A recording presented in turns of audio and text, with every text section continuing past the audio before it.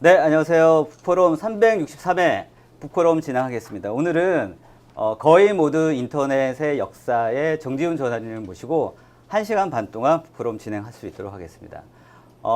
이 책은 그 책에 있는 그 제목처럼 인터넷의 과거와 현재 그리고 미래에 대해서 조망을 해보고 앞으로 저희가 인터넷 시대에 어떤 생각을 가지고 어떤 마인드를 가지고 살아갈지에 대해서 그런 인사이트를 받을 수 있는 시간이 되었으면 합니다. 그래서 요즘에 그 카톡이나 여러 가지 이슈들이 있지 않습니까? 이런 것들도 사실 오늘 좀 얘기를 나누면서 허심탄회하게 앞으로 이 인터넷 시대에 우리가 어떻게 대할 것인지에 대해서 좀 아이디어를 나누고 의견을 나눌 수 있고 또 마음속에 새길 수 있는 시간이 되었으면 합니다. 잠깐만. 네. 일단 그 저자님 잠깐 소개를 해드리면요. 외모가 그렇게 뛰어나지는 않습니다만, 네, 그 굉장히 유명하신 분입니다. 그래서 경희대학교 사이버대학 지금 모바일 융합학과 교수님으로 계시고요.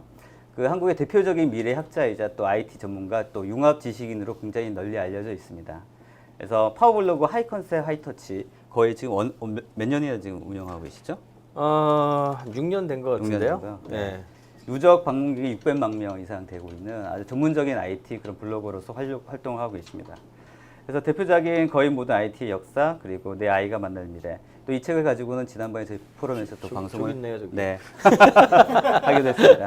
자, 오늘의 저자이신 정지훈 저자님 소개해드리겠습니다. 네. 안녕하세요. 좋아요. 고맙습니다.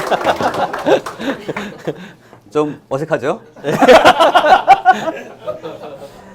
처음에 말씀드렸던 대로 오늘 포럼은 그 30-40분 동안 저자님의 강의를 먼저 듣고 그 다음에 본격적으로 논의를 시작할 수 있는 시간이 되도록 하겠습니다. 자, 그러면 정지훈 저자님의 30분 동안 강의를 듣도록 하겠습니다. 네. 사실 이걸 한 30-40분 안에 얘기를 할 수 있는 강의가 역사 강의는 원래 참 아니거든요. 그래서 이거 어떻게 짧게 얘기를 하지 하면서 또 할 얘기는 보통 강의할 때보다 더 많아요. 그래서 고민을 많이 했는데 하여튼 시간 보고 맞춰서 얘기를 해보도록 노력을 하겠습니다. 일단 역사에 대해서 되게 중요하게 바라보는 이유는 제가 이제 미래 쪽을 하잖아요. 미래를 하는데 미래를 바라보는 관점이 이제 크게 두 가지 방식이 있습니다. 이제 첫째는 과학식으로 과학처럼 해가지고 저는 과학 코스프레라고 표현하는데 경제학도 그렇죠. 알 수 없는 것에 대해서 이렇게 연결해서 뭔가 좀 근거를 지향을 해가지고 하려고 하는 계열이 있고 나머지 하나는 어차피 미래라는 것은 사람들의 공감을 끌어내는 것과 관련된 부분이 있거든요. 그래서 사람들의 공감을 최대한 많이 끌어낼 수 있다면 그게 우리의 미래가 된다. 이런 접근 방법이 있어요. 저는 후자를 굉장히 많이 선택하는 편이고 그래서 스토리텔링을 더 중시해요. 그리고 또 하나 요즘 이야기가 많이 나오는 거는 예루살렘 헤브루 대학의 이제 인류학이 되게 유명한 학교인데 인류학의 인류 역사 하시는 교수님 중에 제가 굉장히 좋아하는 유베이 하라리 교수라는 분이 계세요. 이분은 또 미래를 또 다른 관점으로 얘기를 해요. 뭐라고 얘기를 하냐면 이 양반은 미래는 역사의 연장이다 이렇게 얘기를 해요. 역사가 익스텐드 연장이 되면 그것이 곧 미래다라고 해서 역사적 시각을 굉장히 중시하는 그런 분이 계세요. 저도 그 영향을 상당히 많이 받은 편이라 사실은 우리 인간이 7만 년 전이나 지금이나 거의 진화한 게 없다는 건 아시죠? 생물학적으로는 거의 진화한 게 없고요. 우리한테 주어져 있는 환경이나 이런 게 굉장히 많이 바뀌었어요. 그래서 과거를 보면 미래를 보는데 굉장히 중요한 힌트를 많이 줍니다. 그래서 역사를 좀 되게 중요하게 바라보고 있고 최근에 우리나라에서 일어나고 있는 여러 가지 사건들이나 이런 것들도 사실은 그런 부분에서 우리가 가지고 있지 못했던 역사적인 시각들이 많이 있어요. 그거를 좀 알리고 싶어가지고 시작을 했습니다. 이 책을 처음 쓰게 된 동기는 이제 거의 모든 IT 역사 다음인데 사실은 거의 모든 IT 역사가 벌써 4년 전이에요. 4년 전에 썼기 때문에 그 후속작을 써야 되겠다는 생각은 기본적으로 가지고 있었고 제일 쉽게 생각했던 거는 IT의 역사가 IT는 빠르게 돌아가잖아요. 그러니까 4년이 지났으면 그 사이에 또 많은 일이 있거든요. 그래서 그 사이에 있었던 많은 일들을 좀 첨가를 해가지고 이렇게 뭔가 그 2판을 해볼까? 원래 이렇게 좀 생각을 하고 있었는데 이게 그러면 안 되겠더라고요. 네. 왜냐하면 양심상? 예, 그것도 그 양심적인 문제는 아니고 네. 거의 모든 IT 역사는 읽어보신 분들은 아시겠지만 기업사입니다. 기업사. 그러니까 주인공이 애플, 마이크로소프트, 구글 같은 회사들이고 그다음에 주인공으로 나오는 사람들이 뭐 스티브 잡스, 뭐 빌 게이츠, 뭐 구글의 뭐 세르게이 브린, 뭐 에릭 슈미트 뭐 이런 사람들이란 말이에요. 그래서 그런 사람들은 이름을 다 한 번쯤 다 들어봤잖아요. 네네. 그리고 다들 잘 알고. 네네. 그러니까 그 어떻게 보자면 장사하는 입장에서는 되게 좋은 거예요. 책 파는 입장에서는. 네. 그리고 뭐 팔기도 좋고 뭐 이랬는데 네. 그런 거에 대해서 조금 더 나아가자면 이제 예를 들어 카카오톡이라든지 아니면은 뭐 최근에 급부상한 회사들 중에 뭐 여러 회사들 있잖아요. 이제 그런 회사들의 이야기를 추가를 해가지고 하는 것이 더 나올 수 있었겠지만 그렇게 돼 버리면은 사실은 이게 기업하고 그 산업에 대한 역사를 하게 되거든요. 근데 2012년에 무슨 일이 있었냐면은 WCIT라고 이게 이제 그 인터넷의 역사에서 되게 중요한 부분인데 인터넷은 민간에서 네트워크를 가지고서 가버넌스를 갖고 있는 거예요. 그러니까 국가가 원래부터 관여하는 게 아니고요. 사람들이 공유하고 연결하고 이런 거에서 모든 게 시작이 돼요. 그렇게 시작이 됐었는데 WCIT는 뭐냐면 ITU라고 해서 국제 단체들 있잖아요. 이런 데에서 그 인터넷의 가버넌스, 인터넷의 그 주소 체계라든지 이런 거의 지배권을 국가가 가져가야 된다라고 하는 주장하는 세력들이 나온 거예요. 네. 그래서 그에 대해서 이제 국제 회의는 항상 나라들이 모여갖고 하니까 이제 발의를 했을 거 아니에요. 네, 네. 발의를 하고서 이제 투표를 하게 되는데 의사 표현을 하게 되죠. 그래서 그와 관련된 것들이 올해 좀 있으면 다음 주에 이 밑에 우리 부산에서도 그 관련된 얘기 또 네. 할지 모르겠는데 이런 걸 인터넷 가버넌스라 그래요. 그 국가에서 국가가 통제해야 된다라고 투표를 던지는 국가가 있었을 것이고 그렇죠. 그렇지 않은 국가가 네, 있었을 네, 거 네. 아니에요. 저희는 어떻게 되는 거예요? 어떻게 했을 것 같으세요? 예, 우리나라는 국가가 해야 된다라고 하는 쪽에 투표를 한 거야. 이제 그거를 2012년에 크리에이티브 커먼스 코리아라고 제가 후원하는 단체가 있어요. 이 저작권 관련된 네. 쪽이나 이런 거에서 거기에 축제 분위기인데 우리나라 어떻게 보면 인터넷을 처음 열었던 분이죠. 정길남 박사님이 네, 네, 네. 축제 같은 환경에서 이런 얘기를 하긴 뭐 하지만 하면서 그 얘기를 하시더라고요. 그러면서 이제 지도를 쫙 보여줘. 찬성한 나라하고 네. 그때 인터넷에 다 공개가 됐거든요. 네, 네, 네. 찬성한 나라 빨간색, 색깔 쫙 파란색. 이렇게 네. 나왔어요. 네, 네. 찬성한 나라가 이제 우리나라 포함해서 중국, 이집트, 중국, 이집트, 튀니지, 그다음에 뭐 수단, 뭐 왜 소위 말하는 지금 전 세계의 압제와 이런 것들이 네. 가는 나라들 있잖아요. 그런 나라들이 찬성국이고요. 네. 뭐 영국, 미국, 일본, 네. 저기 네, 네. 뭐 이런 다 반대국들이에요. 네, 네, 네, 네. 그래서 딱 보는 순간 어떻게 저런 결정을 할 수가 그러게요. 있지? 저걸 대표가 사실은 인터넷을 관여하는 우리나라 업체가 아니고 민간이 아니고 원래 민간이 뭐 이런 이야기를 해줘야 되는데 국가기관에서 나간 거거든요. 그러니까 국가기관이니까 국가의 입장을 이제 대변을 하는 거지. 그걸 딱 보면서 이건 뭔가 문제가 있다. 네. 인터넷은 원래 이렇게 탄생한 게 아니거든요. 네, 네. 그래서 그 이야기를 좀 풀어내야 되겠다. 이제 다만 이제 걱정은 네, 이 출판사 대표님도 오셨는데 네. 난 안 팔릴 거라 그랬어요, 이 책을. 안 팔릴 거라. 왜냐하면 네. 일단 첫 번째로 나오는 사람 인물들이 네. 다 우리 스티브 잡스, 빌 게이츠 다 알잖아요. 네. 그 사람들 얘기하는 건 다 되잖아요. 근데 이제 얘기를 해야 되는 사람들이 뭐 오늘 나오는 사람들 이야기 뭐 예를 들어 노버트 위너 저기 있는 사람이 노버트 위너하고 존 폰 노이만이거든요. 아는 사람 있으세요? 아는 사람 네. 폰 노이만은 그래도 조금 유명하니까 아시는 분 있을지 모르겠어요. 계속 저런 사람들이 등장해요. 생전 처음 듣던 사람들이 나와요. 흥미없다. 네, 일단 모르는 사람이 나온다. 네. 그다음에 두 번째로 인터넷을 이해를 하려면 네트워크에 대한 이해를 좀 해야 되기 때문에 네트워크 기술들을 개발한 사람들이나 이런 걸 또 얘기를 해야 되거든요. 그럼 네트워크 기술 얘기를 해야 되잖아요. 그렇죠. 네트워크 기술이 TCP/IP가 어떻게 돌아가고 뭐 주소 체계가 어떻게 되고 이런 얘기를 해야 돼. 네. 이게 또 어렵잖아요. 네. 이건 또. 한 5초 그러니까 이게 빠진다. 원래 5초. 이제 체계 흥행에서 봤을 때 낯설은 거하고 어려운 게 금기 상황이거든요. 네. 낯설고 어려우면 책을 사서 보는 사람이 없는 거예요, 원래. 네, 네. 물론 일부 이상한 케이스가 있긴 있어요. 정의는 무엇인가 이런 식으로. 그렇죠, 그런 게 좀 그렇죠. 있긴 하지만 하여튼 그래서 전 책을 파는 게 중요한 게 아니고 이거는 네. 어쨌든 이야기를 하고 가야 되겠다. 네. 라고 하는 그런 과정에서 사실은 네. 시작을 한 겁니다. 네. 강의 초두에 갑자기 이제 만들게 된 과정을 네. 이야기 드려서 좀 그렇지만 대신에 나머지 내용은 책을 읽어보시는 게 더 나아요.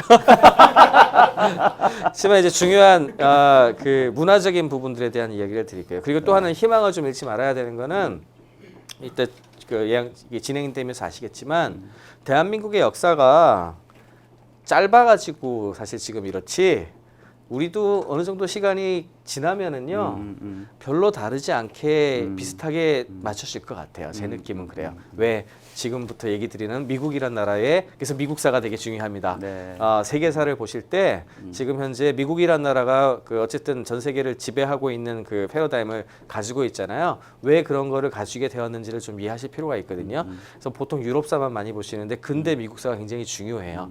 근현대 미국사가. 그래서 근현대 미국사 얘기를 좀 드릴까 합니다. 쉽게 설명해 주실 거죠? 네네. 네.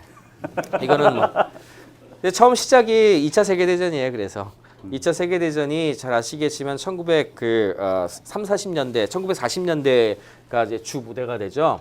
이 당시에 뭐 미국이란 나라가 그때만 하더라도 뭐 초강대국은 아니었어요. 네. 그냥 뭐 따로 떨어져 있으니까 전쟁판은 안 끼었고 그다음에 유럽은 쑥대밭이 되고 있는 것이었고 전쟁판이었으니까 그 와중에 어찌어찌 하다가 어쨌든 간에 미국이 이제 참전을 하게 됐죠. 미국이 참전을 하게 되면서 자연스럽게 국가 동원령이 내려지고 국가 동원령 속에 자연스럽게 미국에 있었던 수많은 과학자들이 또 여기에 이제 차출이 돼서 갑니다. 그 차출됐던 인물 중에 두 사람이 여기 저 노버트 위너하고 그다음에 오른쪽이 존 폰 노이만인데요. 노버트 위너는 뭘로 원래 유명한 사람이냐 하면은 사이버네틱스라고 하는 그 논문을 쓴 걸로 되게 유명해요. 그리고 사이버네틱스라고 하는 말도 만들어냈고 여러분들 그 디지털이라고 하는 것의 기본 단위가 뭔지 아세요? 예. 아날로그의 기본 단위는 원자예요. 아톰. 그죠? 원자하고 원자보다 더 소립자도 있지만 디지털의 기본은 비트잖아요. 01, 01. 비트란 말을 비트라는 그 개념을 클로드 셰넌이라는 사람과 함께 정보 이론을 갖다 주창한 사람이고 그다음에 이 사람이 그 사이버네틱스라는 그 논문을 통해 가지고 저 사이버란 말 자체가 여기서 나온 거예요. 그래요? 우리가 사이버 소사이어티, 사이버 사회다, 사이버 공간이다. 사이보그. 예, 사이보그도 마찬가지. 그게 사이버네틱스 플러스 오르가니즘, 그 생물을 얘기하는 거거든요. 사이버 생물이라는 뜻이에요. 오늘 영어 많이 나오는데요? 그런 어원을 갖고 있어요. 어원이 되게 중요합니다. 이 사람이 원래는 뭐 했던 사람이면 생물 전공했고 물리학 했고 그 다음에 제어계측공학이라는 거를 창시한 사람이에요. 제어계측공학 창시하고 전자를 했고 그러니까 정말 다양한 거를 했는데 이 양반이 2차 세계대전에 차출됐을 때는 주로 이제 계산하는 거를 맡았어요. 그래서 탄도 이제 비행기 같은 거 나라 같은 거 이렇게 했을 때 어떻게 쏴야 저걸 맞출 수 있나 탄도 계산을 굉장히 정확하게 하는 기계를 만드는 거 그런 프로젝트를 이 사람은 했어요. 근데 어쨌든 노버트 위너가 1940년대에 그 사이버네틱스란 말하고 이 그 비트란 개념을 처음 끄집어낼 때 쓴 논문 제목이 저 밑에 동물과 기계에서 제어와 통신 Control and Communication in the Animal and Machine이잖아요. 이상하지 않으세요? 동물이 나오나요? 예, 동물이 나오죠, 동물이. 예, 생물 했던 사람이라니까요. 그래서 동물하고 이 신경계의 움직임하는 그런 거하고 기계하고 별 다를 바가 없더라. 이제 그런 일종의 제어를 하는 시스템이 돌아가는 건 거의 똑같더라. 제어하고 커뮤니케이션하는 방식은 비슷하더라. 이제 그런 것에 대한 이야기입니다. 그래서 원래는 사이버네틱스란 말의 어원을 보면은 저게 이제 사이버네티크라고 하는 그 라틴어에서 나온 거거든요. 이게 무슨 뜻이냐면은 영어로 하면은 거버네이트라는 말하고 똑같아요. 거버넌스, 가버먼트가 정부잖아요. 행정하고 뭐 이런 거거든요. 사이버네티크는 일종의 그 학문을 일컫는 말인데 행정학이었어요. 행정학이 사이버네티크 이게 어원이 원래 거기서 시작을 하고 행정이라는 것은 원래 컨트롤하는 거잖아요. 컨트롤, 제어 시스템 뭐 이런 거예요. 그 다음에 이제 제임스 와트가 이렇게 그 뭡니까 증기기관을 만드는데 증기기관 같은 기계 시대가 되는 가장 중요한 포인트가 뭐냐하면 끊임없이 연료를 넣으면 막 돌아가서 마구 생산하면은 그게 쓸 수 있을까요? 못 써요. 예, 피드백이라 그래가지고요. 어떤 컨트롤 할 수 있는 루프가 네. 있고 핸들이 있고 뭐 여러 가지가 있어서 제어가 가능해야 이게 돌면서 타이밍과 함께 돌면서 자동으로 돌아가는 시스템이 만들어지는 거거든요. 그런 것이 이제 기계 오토마타라고 부르기도 하는데 그런 거를 만들기 시작했던 것이 생물에서도 발견이 돼요. 생물 연구에서 이제 신경생리학 연구하다가 신경 뉴런들이 연결된 것들이 이렇게 어떤 거는 자극하고 어떤 거는 이렇게 없애버리고 이런 것들을 하는 것이 네트워크 형성한 게 뇌거든요. 인간의 뇌가 이제 그런 네트워크잖아요. 그런 어떤 제어 루프, 제어들이 연결되어 있는 그런 네트워크가 제일 중요하더라라는 걸 발견한 거야. 그렇게 해서 사이버네틱스라는 말을 만들어냈어요. 근데 죄송한데 네. 그 여기 주은영 속기사님께서 이렇게 타이핑을 쓰는데 네. 땀을 뻘뻘 흘리고 네. 말이 너무 빠른가? 네네 조금 쉬운 말로 네. 영어 했다가 한글 했다 그죠? 네. 뭐 할 수 없습니다. 이거. 어려운 거라서. 그래서 이 사람이 이제 한 단계 더 나간 게 이게 가만히 봤더니 생물하고 동물하고 기계만 그런 게 아니고 우리 사회도 비슷하더라. 사람하고 휴먼 비잉을 이용하는 방식도 똑같더라. 그래서 이제 이 자동 시스템들을 인간의 관습 그리고 제도 사이의 유사성을 좀 발견하고 설명도 하고 그러면서 사이버네틱스의 사회적 함의를 만들어내요. 그래서 이 사람이 사실은 정보사회학이라는 것에 또 처음 이끌어낸 사람이기도 합니다. 사회와 이 정보가 만나는 것에 대해서. 그리고 실제로 삶도 그렇게 살았어요. 전쟁에서 그렇게 뭐 자기가 좀 부역을 하긴 했지만 그 이후에 전 세계를 연결하는 작업들을 하기 위해서 전 세계 100몇십 개 국가를 돌아다니면서 대학에서 한 6개월 정도씩 하면서 진짜 글로벌하게 대학 그 강의 교수 역할을 했고 죽음도 스웨덴에서 맞았죠. 예, 자기 결국 미국에 오지 않고 글로벌한 인생을 사는 그런 양반이었어요. 그 다음에 중요한 사람이 이제 폰 노이만, 아까 옆에 있었던 사람이에요. 폰 노이만은 사실 뭐 지금도 당대 최고의 당대가 아니지 20세기 심지어는 그 역사 전체를 놓고서 하더라도 탑10 안에 들어가고 그 정도. 예, 20세기로만 한정을 지으면은 아인슈타인과 함께 탑3 안에 들어가는 천재로 보는 사람이거든요.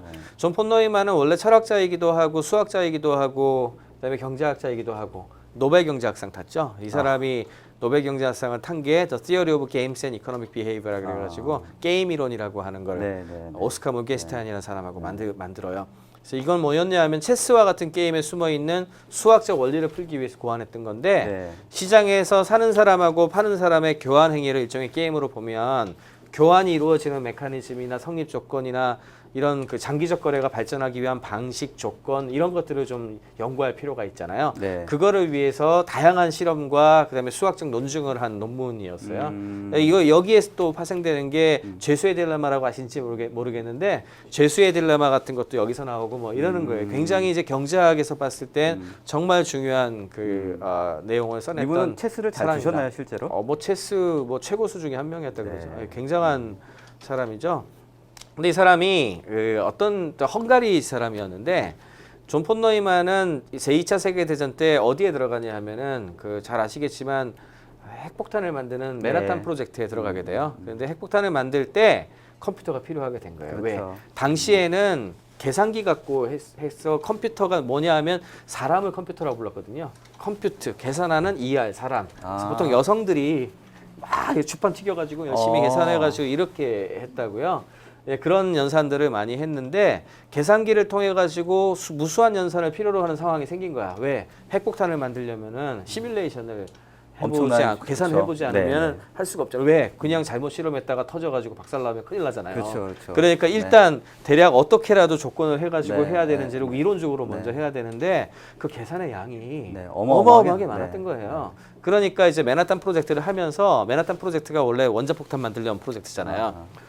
원자폭탄 만들려고 하는 프로젝트를 하면서 폰 노이만한테 그런 대용량 계산을 할 수 있는 기계를 만들어 달라라는 어떤 의뢰가 들어갔는데 그 의뢰에 대해서 폰 노이만이 또 마침 아이디어가 있었던 게 사실 여기서는 제가 오늘 못 다루는데 앨런 튜링이라는 사람이 있어요. 영국에. 네. 영국의 앨런 튜링이 처음으로 알고리즘이라는 거하고 컴퓨터 이론을 네. 생각해낸 사람인데 이 사람이 프린스턴 대학에 잠시 방문했었던 시절이 있었거든요. 그때 존 폰 노이만하고 교류가 되게 많았다 그래요. 네. 그래서 사실은 튜링이 제가 봤을 때는 네. 튜링의 아이디어를 훔친 거야. 아, 예, 그래요? 튜링의 아이디어를 훔쳐가서 가지고 그 들은 게 있으니까 네. 그러면 내가 이런 형태의 그 대용량 계산 기계를 아키텍처를 만들겠다 해가지고 만든 아키텍처가 가운데 강력한 계산기가 하나 있고 연산을 빠르게 하는 계산기가 하나 있고 그 다음에 이 계산기한테다가 뭔가 데이터를 넘겨줘야 되잖아요.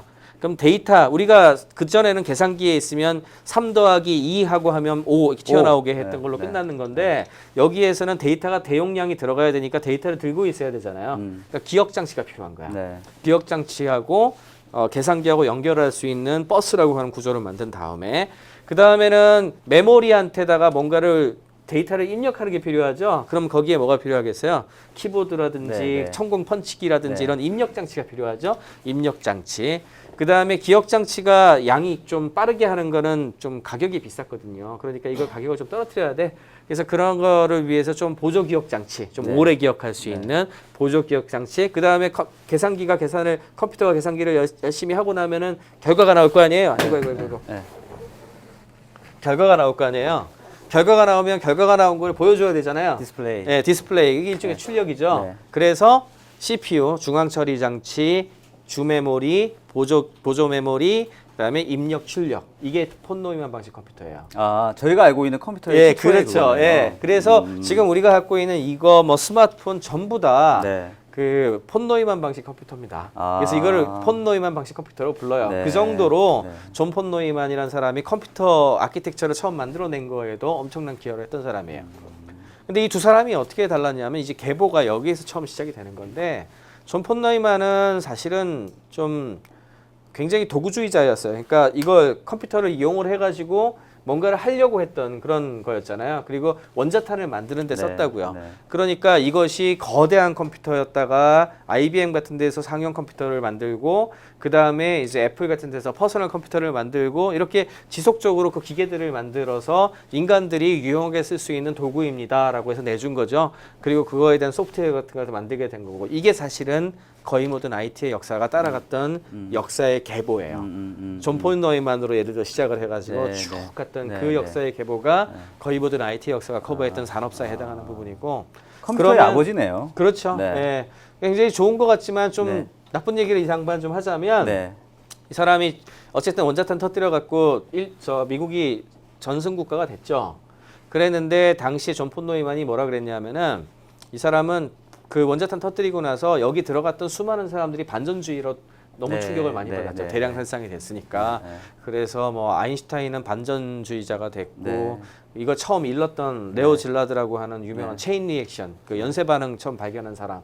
이 사람은 물리학자였는데 물리학을 꺾고 생물학자가 돼버렸고 나 더 이상 안 하겠다. 오펜하이머도 이제 그런 역할을 하게 됐고 네. 이렇게 갔는데 네. 존 폰 노이만은 달랐어요. 어. 끝나자마자 네. 지금 이 원자탄은 전 세계에서 미국만 갖고 있어야지 이게 그 위험하지 않지 이런 무서운 거를 딴 나라가 갖고 있으면 곤란하다. 네. 근데 지금 러시아가 그 소련이죠. 당시 소련이 그 핵물리학자들을 이용해가지고 그걸 할 수 있는 능력이 되니까 지금 소련을 내비로 두면은 큰일 난다. 네. 그래서 이 사람은 소련을 쏘라고? 소련을 쓸자. 정말요? 핵 선제 타격주의자였어요. 그래서 어. 전쟁을 일으키자고 해서 네. 그렇게 했었던 인물이거든요. 어. 근데 이제 굉장한 얘기잖아요. 그래서 찬반 양론이 있고 별의별 얘기가 네. 막 돌아다니던 이런 상황에 소련에서 1948년에 시베리아에 이제 핵실험을 성공하죠. 네, 네. 그래서 실제 핵보유국이 돼요. 네, 네. 우리가 알고 있는 냉전 시대에 들어가는 네, 거예요. 네, 네. 그러니까 이제 그 다음에 이 사람이 뭐라 하냐면은 네, 네. 그러면 더 강력한 핵무기를 가져가지고 네. 우리가 위에서 해야 된다. 이 사람이 수소폭탄을 만들잖아요. 그래서 아. 수소폭탄 만들고 그와 관련된 이론하고 이제 이랬던 사람이에요. 네, 네. 근데 참 아이러니한 게 자기가 펼쳤던 게임 이론에 접목을 하면 제일 정답은 미국이 핵무기를 포기하는 게 제일 좋았어요. 가소련하고 같이. 네, 네, 네. 그래서 다 네. 없애는 게 제일 좋았는데 반대로 갔죠. 자기의 이론을 자기가 안 지켰고 이 사람 어떻게 죽었냐 하면은 백혈병으로 죽었어요. 결국에는. 네. 예, 만성 골수성 백혈병으로 죽었는데 1950몇 년에 죽었거든요. 나이도 50대에 죽었어요. 어. 왜 죽었을까요? 병이 걸렸다 죽었다. 그러니까 백혈병 왜 걸렸을 것 같아요. 아. 저 수소폭탄 터뜨릴 때마다 가서 참관했거든요. 아. 그러니까 어마어마하게 아마 자기도 방사능을. 모르는 사이에 방사능 노출이 됐을 거야. 그러니까 자기가 이제 그 얘기 하다가 사실은 네. 그 방사능 후유증에 의해 가지고 백혈병으로 죽었죠. 네. 되게 아이러니해요. 그러네요. 이게 역사의 진짜. 아이러니와 관련된 재밌다 이거. 예, 이런 거. 그런 부분 중에 네, 하나입니다. 그래서 그 우리가 말하려고 하는 인터넷의 역사의 계보는 노버트 위너가 시작이에요. 이 사람은 도구로 본 게 아니고 네. 비트와 그다음에 연결로 봤어요. 그게 사이버네틱스의 개념이거든요. 네. 내 연결과 네트워크 그리고 상호 주고받는 상호작용으로 봤어요. 피드백으로. 그리고 그것이 사이버라고 하는 그런 사회학의 어떤 굉장히 중요한 그 계보가 되는 네, 거죠. 네. 여기에서부터 새로운 역사가 시작이 돼요. 네, 네. 이게 사실 인터넷의 역사의 시작입니다. 네, 네. 또 한 가지는 냉전 시대와 함께 동부와 서부의 철학을 이해하는 게 굉장히 중요해요. 동부하고 서부가 우리는 미국이란 나라를 한 나라로 생각을 하지만 정말 두 개의 다른 나라라고 얘기해도 될 정도로 달라요. 동부가 그 20세기 초반만 하더라도요. 서부를 거들떠 보지도 않았어요. 동부에 있는 그 사람들이 대학도 다 거기 유명한 대학이 다 있었고 그다음에 뭐 기업들도 유명한 기업들 거기 다 있었고요. 서부는 뭐 총 쏘고 뭐 사막에 뭐 금 캐러 간 사람들의 뭐 과수원에 뭐 이런 촌이거든요. 촌. 이게 촌으로 봤던 어떤 그런 그 인식이 팽배하던 시절이에요. 미국 동부가 또 전쟁과 함께 어마어마하게 잘 살게 되죠. 네, 네. 미국 공업이 이제 유럽은 쑥대밭이 됐는데 전후 복구를 해야 되는데 걔네 또 능력이 이제 나라가 망했는데 거의 물론 여러 가지 하긴 했지만 미국에서 엄청 만들어가 갖다 부어야 되잖아요. 그러니까 미국이란 나라가 그때 초강대국이 돼요. 전후 복구를 하면서 그러면서 미국 북동부 기업의 대다수가 20세기 초반에 이제 거대한 어떤 그 거대 기업으로 성장을 하게 되고 그 힘을 바탕으로 해가지고 강력한 지위로 휘두릅니다. 거기에다가 이제 미국 국가하고 전쟁을 같이 치르면서 사실은 국가하고 기업하고 혼연일체가 돼요.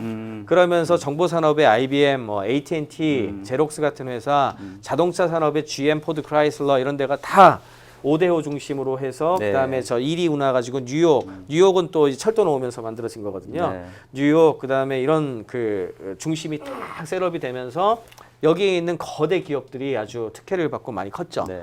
그리고 뭐 탱크도 만들고 비행기도 그렇죠. 만들고 전쟁할 때 네, 그런 네. 그런 걸 했었고 그러다 보니까 아주 거대한 관료제를 구성을 했어요. 네. 그리고 관료제를 바탕으로 하는 조직을 구성을 했고 정부처럼 움직였고 네. 그다음에 이런 기업들이 또 굉장히 번성을 했으니까 네. 대기업들이 번성을 했으니까 또 그 자기네 식구들을 챙기는 것도 되게 많이 했어요. 되게 유명했던 게 IBM의 블루셔츠 군단 그리고 우리 가족 챙기는 거가 되게 유명했거든요. 그래서 IBM의 일원이 되면 뭐 그 세계에서 가장 행복한 어떤 거를 사는 듯한 뭐 이런 그런 이미지도 많이 심어지고 당시에 그랬었어요.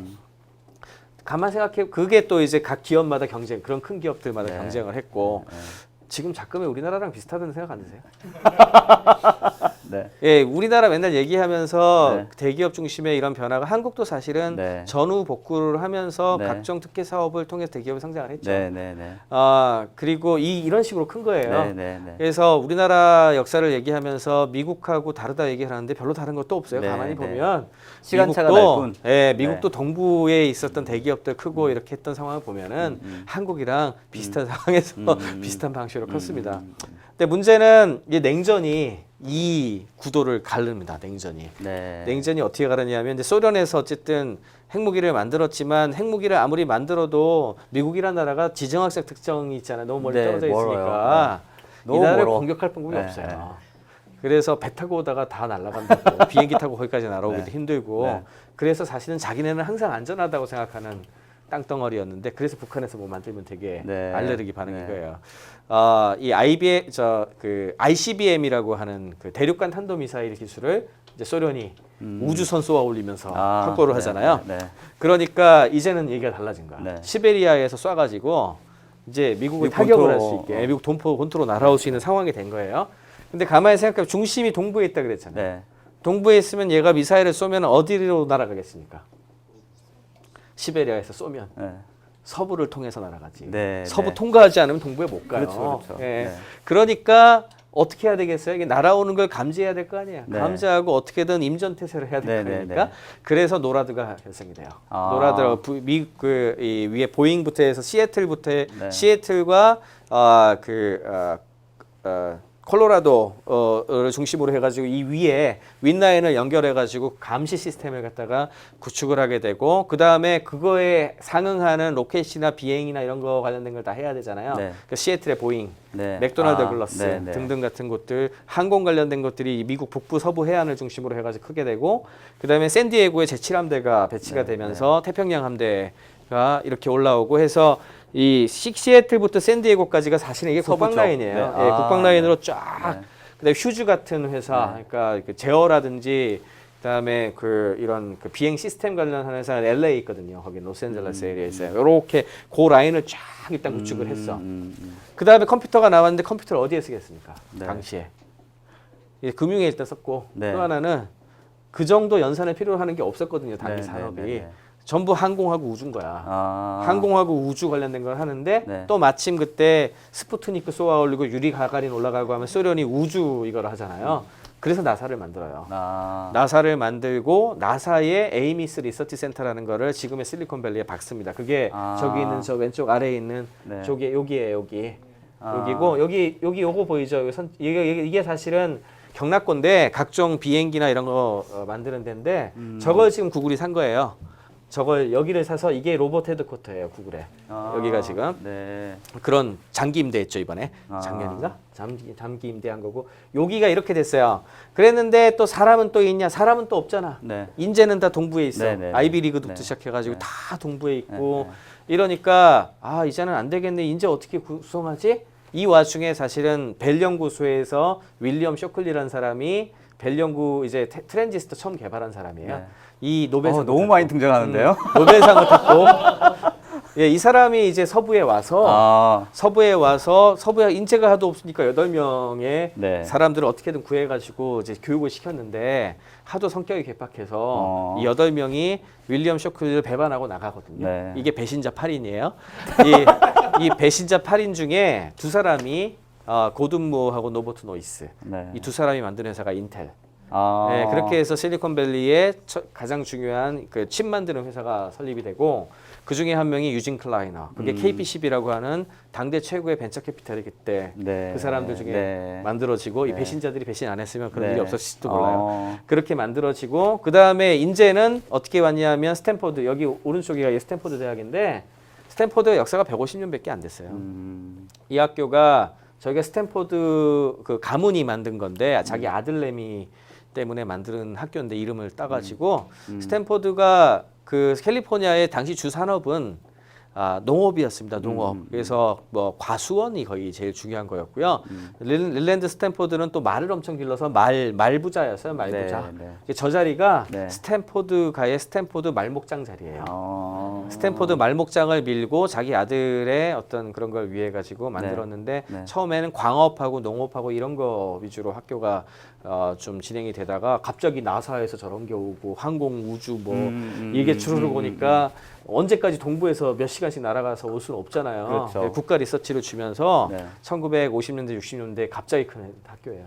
그러니까 지금 이제 동부에 있는 하버드니 이런 학교 입장에 스탠포드를 보면 전에 이름도 없었던 이상한 놈의 학교가 갑자기 왜 저러지 이런 이제 동부 쪽 사람들 입장에서 보면 그런 심리가 좀 족보도 있고 없는 것이. 그렇죠. 족보도 없는 것이 거의 그 수준이죠. 서부에서 보기에는 꽉 막혀가지고 저런 인간들하고 뭔 얘기를 하냐 이렇게 되는 거야. 그리고 처음부터 창업의 정신이라든지 이런 자유로운 이야기 이런 것들이 움직일 수 있는 것들이 가능해졌기 때문에 서부가 사실은 이런 측면에서 굉장히 중요한 그래서 역할을 그런 합니다. 문화적인 그런 기반 때문에 서부가 이렇게 발전한 네, 거군요. 그게 일단 첫 번째예요. 네. 그다음에 두 번째는 이건데 대학 문화라 그래가지고 티어더 로작이라는 사람이 1968년에 했던 얘기인데 소외 심리, 동양적 신비주의, 환각약물, 공동체적 실험에 대한 젊은이의 관심을 포함해서 다양한 문화 양식을 네, 뭐라고요? 예, 소외 심리, 네. 동양적 신비주의, 뭐 환각약물, 네. 공동체 실험, 네. 하여튼 별의별 문화가 다 나와요. 이걸 한꺼번에 묶어가지고 네. 시어도 로작이라는 사람이 대학 문화, 카운터컬처라고 정의를 네. 했어요. 이게 어떻게 나오냐면은 네. 동부에서 경제적 부를 축적한 백인들이 교회로 이제 이동을 합니다. 고속도로가 쌓이니까 차도 많이 구각되고 그러면서 사실은 민주주의가 후퇴를 해요. 아. 왜? 우리나라도 그런 게 좀 있는데 네. 돈 좀 많이 번 가부장적 아버지들이 있으면요. 네. 여자들을 비하하게 되고요. 되려 집에서 네. 일이나 하는 그래서 네. 여성차별은 이때 더 심해졌다 그러고 네. 그다음에 또 백인들이 돈 벌어 가지고 차 가지고 교회로 나갔잖아요. 네. 그러니까 원래 도심지에 있었던 사람들은 누가 남았겠습니까? 빈민. 가난하고 못 사는 사람들이 남고 흑인들이 남았죠. 네. 그래서 할렘이라고 하는 그런 것들이 구성이 되고 그러면서 이 인종차별도 더 심화가 되고 예. 그리고 근데 이렇게 그 가부장들이 막 휘두를 것 같은 이 분위기에서도 애들은 마음이 들 안 되잖아요. 네. 그거는 미국이나 우리나라나 마찬가지인 것 같아요. 예, 이렇게 아버지가 잘 나가고 좀 돈도 잘 벌고 안정되게 있으신데 아들 세대들은 반항을 하는 거예요. 아빠의 그런 권위적인 이런 것도 되게 싫고 그러니까 무작정 반항을 하는데 좀 재밌는 것은 얘네들은 돈이 또 있잖아. 네. 그전 세대는 반항하고 싶어도 가난해가지고 그럴 게 없었는데 얘네들은 좀 나는 또 안정됐잖아요. 그러니까 청년들이 상업화된 자유나 쾌락에 되게 몰두를 하는 그런 문화가 많이 퍼져요. 그래서 일단 기성사회에서 기성세대에서 뭐라 그러면 다 싫어. 이건 굴종이고 노예화야. 뭐 이런 생각을 하게 되고 그런 생각이 일단 있었고 반항에 대한 것이 있었고 여기다가 서부에 있는 친구들 같은 경우에는 저 미사일 쏴가지고 이제 냉전이 점점 심화가 됐으니까 저 미사일을 진짜로 쏘게 되면 서부에 있는 우리는 다 죽는다. 그래서 냉전 체제에 대한 두려움, 핵전쟁에 대한 두려움 같은 게 같이 결합이 돼요. 그러면서 버클리의 언론 자유 운동이라든지 운동이 아주 다양하게 벌어지는데 히피 문화가 형성이 되고 LSD 같은 환각제 먹고서 이런 이상한 거 하는 거 나오고 코민 운동이라 그래가지고 집시들처럼 나와가지고 이렇게 공동체 생활하는 사람들 나오고 버클리에서는 언론 자유 운동이 처음 사실은 언론 자유가 나온 지가 얼마 안 됐어요. 국가에서 그와 관련된 게 굉장히 많았는데 언론 자유 운동을 버클리에서 하게 되고 소비자 운동을 하게 되고 흑인 시민 운동이 나오고 여성 운동, 게이 해방 운동, 그다음에 냉전 해소하고 베트남전 참전 반대하는 거 이런 것까지 이어지게 되면서 이것이 한꺼번에 하나의 문화로 이어집니다.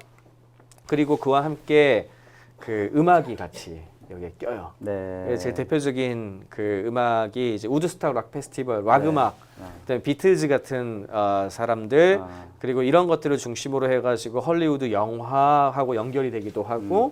근데 저희가 인터넷을 이해하는데 이런 문화가 저희가 이해하는데 필요한 건가요? 그러면? 그렇죠. 이렇게 자유롭고 히피들의 문화인데 일종의 자유롭고 창조적이고 공유하고 아까 말했던 그 히피들 같은 경우에는 내가 가지고 있는 걸 남하고 같이 나누는 모든 것이 연결되어 있는 그런 생각들을 하는 거거든요. 그것에 뿌리가 있어요. 이 뿌리가 처음이 연결된 것이 사실은 굉장히 중요한 거죠. 그래서 여기 있는 이제 호러스 카탈로그라고 하는 이게 이제 이런 내용들을 퍼뜨리기 위해서 미디어를 만든 건데 미디어가 이제 LSD는 약을 먹고 의식을 확장하는 거고요. 그다음에 사이키델릭 음악 같은 경우에는 시간과 공간을 넘어서는 그런 음악의 운율이 있었고 노버트 위너는 사이버네틱스라는 이론을 가졌고 이걸 절묘하게 연결해서 과학과 기술, 문화, 그다음에 철학, 음악 이런 것까지 전부 연결하는 어떤 일종의 그런 것의 어떤 미디어를 만들었고 여기에 대해서 또 코민을 만들어 갖고 만드는 사람들한테는 또 생활 정보가 필요했거든요. 그에 대한 것도 주고 했던 미디어가 바로 이 호러스 카탈로그예요. 이게 되게 중요합니다. 이 호러스 카탈로그가 스튜어트 브랜드라는 사람이 만든 건데요.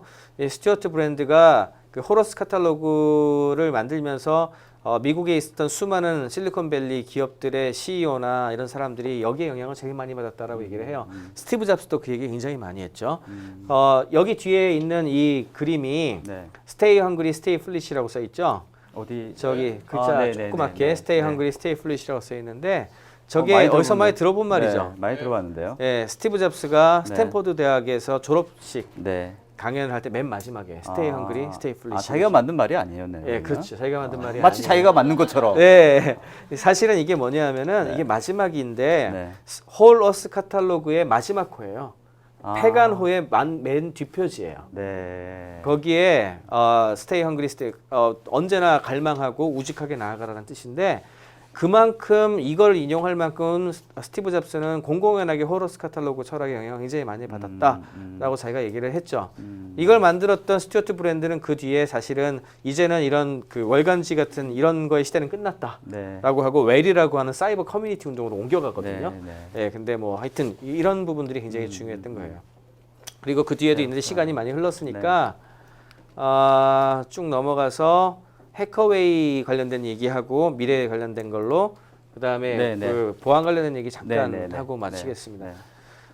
이런 이야기들이 도도하게 인터넷을 만든 만든 사람들의 정신에 다 녹아 있어요. 처음에 인터넷을 연결했던 사람들, 그 다음에 팀 버너스리처럼 월드와이드 웹을 만들었던 사람들, 저 위에 있는 친구가 그 리차드 스톨만이로 오픈소스 운동 처음 한 사람이거든요. 이런 사람들에 이르기까지 다 면면하게 이어지는 거예요. 그래서 이게 지금 현대까지도 이어져요. 이거를 이제 해커웨이라고 표현하는데 스튜어트 브랜드가 이게 해커라는 개념에 대해서 굉장히 중요하게 얘기를 했습니다. 매사에 세밀하게 계획을 세워 실행하는 사람을 플래너라고 하면 이거하고는 반대로 즐거움에 이끌려서 임의적으로 새로운 혁신을 하거나 발명하는 사람을 해커다. 이렇게 얘기를 하거든요. 해커하면 저는 사실 좀 안 좋은 이미지로 생각을 그게 하는데. 아니죠. 혁신가. 그래서 항상 저 리차드 스톨만 같은 경우에 자기를 해커다. 자기는 해커고 해커 아이디로 불렀죠. 그래서 제록스 파크 연구소 같은 데에서 스페이스 워라는 게임을 만들던 친구들이 있어요. 이 친구들이 연구하다가 엉뚱한 게임을 2명이서 하는 게임 하겠다고 열심히 그 만든 게 그게 이제 알파넷이라고 해서 인터넷이 전신이 됐고요. 예. 그다음에 마크 주커버그 같은 경우에는 페이스북을 만들면서 회사의 정신으로 해커 정신이라고 얘기해요.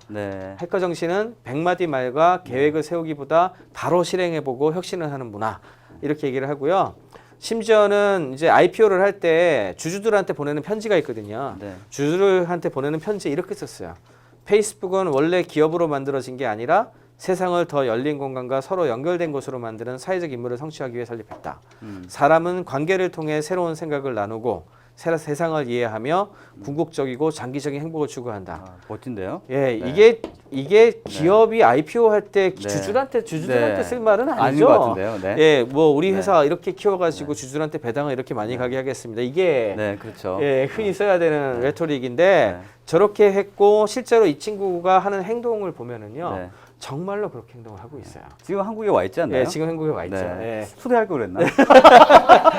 사실은 그래서 저는 페이스북이 상당히 진정성이 있는 회사 중에 하나라고 생각을 하고 있고 개방형 문화를 퍼뜨리는데도 굉장히 많은 신경을 쓰고 있고 이게 그 단순하게 이어진 게 아니고 자기 또 사는 것도 되게 검소하게 살아요. 검소하게 살고 기부도 정말 많이 하고요. 사회 공유 활동도 많이 하고 구글보다도 더 자기네 회사에 대한 그 하드웨어 시스템까지 다 공개하잖아요. 그런 어떤 행동을 하는 걸 보아서는 이게 이 리니지가 이런 것이 쭉 살아있는 거죠. 또 한 가지는 최근에 이제 가장 빅 이슈가 되는 것과 관련된 건데 해커 얘기를 할 때 또 하나 얘기를 할 수 있는 게 사실은 빅브라더. 이게 두 개가 맞설 수밖에 없는 거예요, 사실은. 지금 우리가 얘기하는 인터넷이 민간에서 사람들의 점대점 네트워크로 만들어진 거거든요. 이건 산업이 아니라고요. 산업보다 철학과 문화이고 가치관이라고요. 이거에 대해서 제일 좀 세게 얘기했던 사람들이 팀 메이나 존 길모어 같은 사람이 있는데 이 사람들은 이제 암호 무정부주의자들로 불렸어요. 아나키스트로 불렸던 사람들인데 팀 메이는 심지어는 암호 무정부주의자 선언 같은 걸 공상단 선언 비슷하게 써가지고 만들어서 막 배포했거든요. 이 사람들 막 모여가지고 그때 암호화된 무정부주의자인 스펙터가 등장하고요. 암호화된 통신과 익명성을 가진 온라인 네트워크가 정부의 통제를 완전히 벗어나서 경제 활동을 컨트롤하고 정보의 비밀을 유지하는 단체. 굉장히 빨간데요? 이제 이런 그 내용들 주장했던 이제 팀메이라는 사람이 이제 선봉에 있었고 이때 몬도 2000이라는 어떤 유명 이게 사이버펑크라고 부르는 그 매트릭스 이런 영화에 나온 영향을 미친 윌리엄 깁슨의 책이 사실은 이거하고 연결되는 겁니다. 존 길모어는 어떤 사람이었냐면은 암호화 관련한 다양한 문서들을 사람들한테 배포를 했어요. 왜 암호화가 중요하냐면은 내 자유를 위해서 남들이 볼 수 없고 내 거는 내가 컨트롤하겠다라는 그런 의미를 갖고 있는 거예요. 그러니까 남이 함부로 해석할 수 없게 하겠다라고 하는 거기 때문에 암호가 되게 중요했는데 암호 자체를 미국 NSA, 우리 한국으로 치면 NSA가 뭐 안기부쯤 돼요. 안기부 같은 데에서 저 방첩법 위반으로 위협을 받았다고 돼 있잖아요. 왜? 암호학 자체를 미국 정부에서 통제를 했어요. 퍼뜨리는 거를. 왜? 그건 정부에서 건드리고 있어야 되는 그런 군사적인 건데 니네들이 테러 집단이나 이런 사람들한테 해가지고 하려는 거 아니야. 뭐 이런 거야. 그래서 NSA에서 방첩법으로 잡아들이려고 되게 많이 아, 했었는데 존 길모어가 그 내용을 인터넷에 막 올려요. 아, 네, 막 퍼뜨리고 네네. 그러니까 되려 못 건드리게 됐어. 아. 네, 그러면서 존 길모어가 계속 활동을 하게 됐고 네. 또 하나는 필 짐머만이라는 사람이 있는데 이 사람이 그 당대 최고의 암호화 소프트웨어를 오픈 소스로 풀어버립니다. 이게 PGP 알고리즘. PGP라고 하는 알고리즘이 이제 그 내용을 읽어보면 되게 재밌어요. Pretty Good Privacy예요. 네. 꽤 괜찮은 프라이버시라는 네, 뜻인데 네. 이때 이게 사실 우리나라 공인인증서 시스템 만드는 거하고도 사실 연결이 좀 돼 있는데 왜냐하면 미국에서 그 암호화 관련된 통제를 하다 보니까 비트 수 제한을 해가지고요. 몇 비트, 40비트 이상 되는 것의 암호화 기술은 미국 내에서만 쓰고 다른 나라로 퍼뜨릴 수 없게 통제를 하게 돼요. 네, 네. 근데 40비트 이하면은 사실은 컴퓨터 기술만 좀 좋으면은 시간 좀 걸리면 풀 수 있는 거거든요. 아. 그러니까 미국 입장에서는 그런 우수한 암호 기술을 바깥으로 못 가져 나가게 한 거야. 근데 한국에서는 그렇게 하면 곤란하니까 한국에서 독자적으로 뭔가를 해보려다가 이제 이렇게 저렇게 나온 게 공인인증서예요, 사실은. 그러니까 그렇군요. 처음 시작은 그렇게 나빴던 건 아니에요, 공인인증서가. 네. 원래 의도가 나쁘진 의도 자체가 않았네. 나빴던 건 아니에요. 근데 중요한 거는 그게 과연 국가가 통제해야 되는 영역이냐는 거죠. 그렇죠. 필 네. 짐머말은 되려 이거를 네. 비상업적 용도로 완전 오픈소스로 공개를 했고 네. PGP는 그 알고리즘 자체를 전혀 몰라도 누구나 간단히 사용할 수 있도록 제공이 돼서 암호화된 메시지나 데이터를 네트워크를 통해 안전하게 보낼 수 있다는 점 때문에 그 당시에 많은 사람들의 열광적인 지지를 받습니다. 네. 이 뒤에 또 뭐 이제 네. PKI라든지 이런 암호 관련된 게 나오는데 네. 이거는 뭐 오늘 범위를 넘어가니까 네, 네, 네. 얘기 안 하도록 하고 이렇게 이런 그 해커들의 움직임이 있었죠. 근데 네. 반대로 국가 입장에서는 또 이걸 뭐든지 다 컨트롤 하려고 그러는 거예요. 아주 유명한 사건이 클리퍼 칩 사건인데 네. 클린턴 행정부 시절에 1993년 4월에 NSA에서 안전한 음성 통화를 위해서 암호화 칩셋이라는 클리퍼 칩이라는 걸 만들어서 공공부문부터 먼저 강제해서 쓰게 만들겠다라고 법을 발의하려는 네. 시도를 하게 돼요. 네, 네. 근데 이때 이제 암호화 알고리즘도 공개를 하지 않았고요. 그 다음에 이제 그 어떻게 할지 모르는 그 상황이었어요. 그러니까 아까 암호화 무정부 단체들 그런 해커들이나 그다음에 EFF 같은 그 철학이나 이런 거에 이어받은 수많은 단체들과 시민 단체들과 이런 사람들이 있어요. 이 사람들이 이거 백도어를 열어갖고 다양한 감시나 감청을 하게 될 것이다. 백도어가 뭐예요? 뭐 이제 그 약점을 자기네들 마음대로 네, 네. 뒷문을 여는 거죠. 네, 네, 네. 그러니까 빅브라더들이 이제 보통 그 뒷문을 열어가지고 틈새를 감청하고 노리고 이제 뒤로. 그런 종류의 것들이에요. 그걸 딱 이야기를 듣는 순간 사이버펑크 운동을 주도했던 이제 존 길모어 같은 사람들이 이제 들고 일어난 거죠.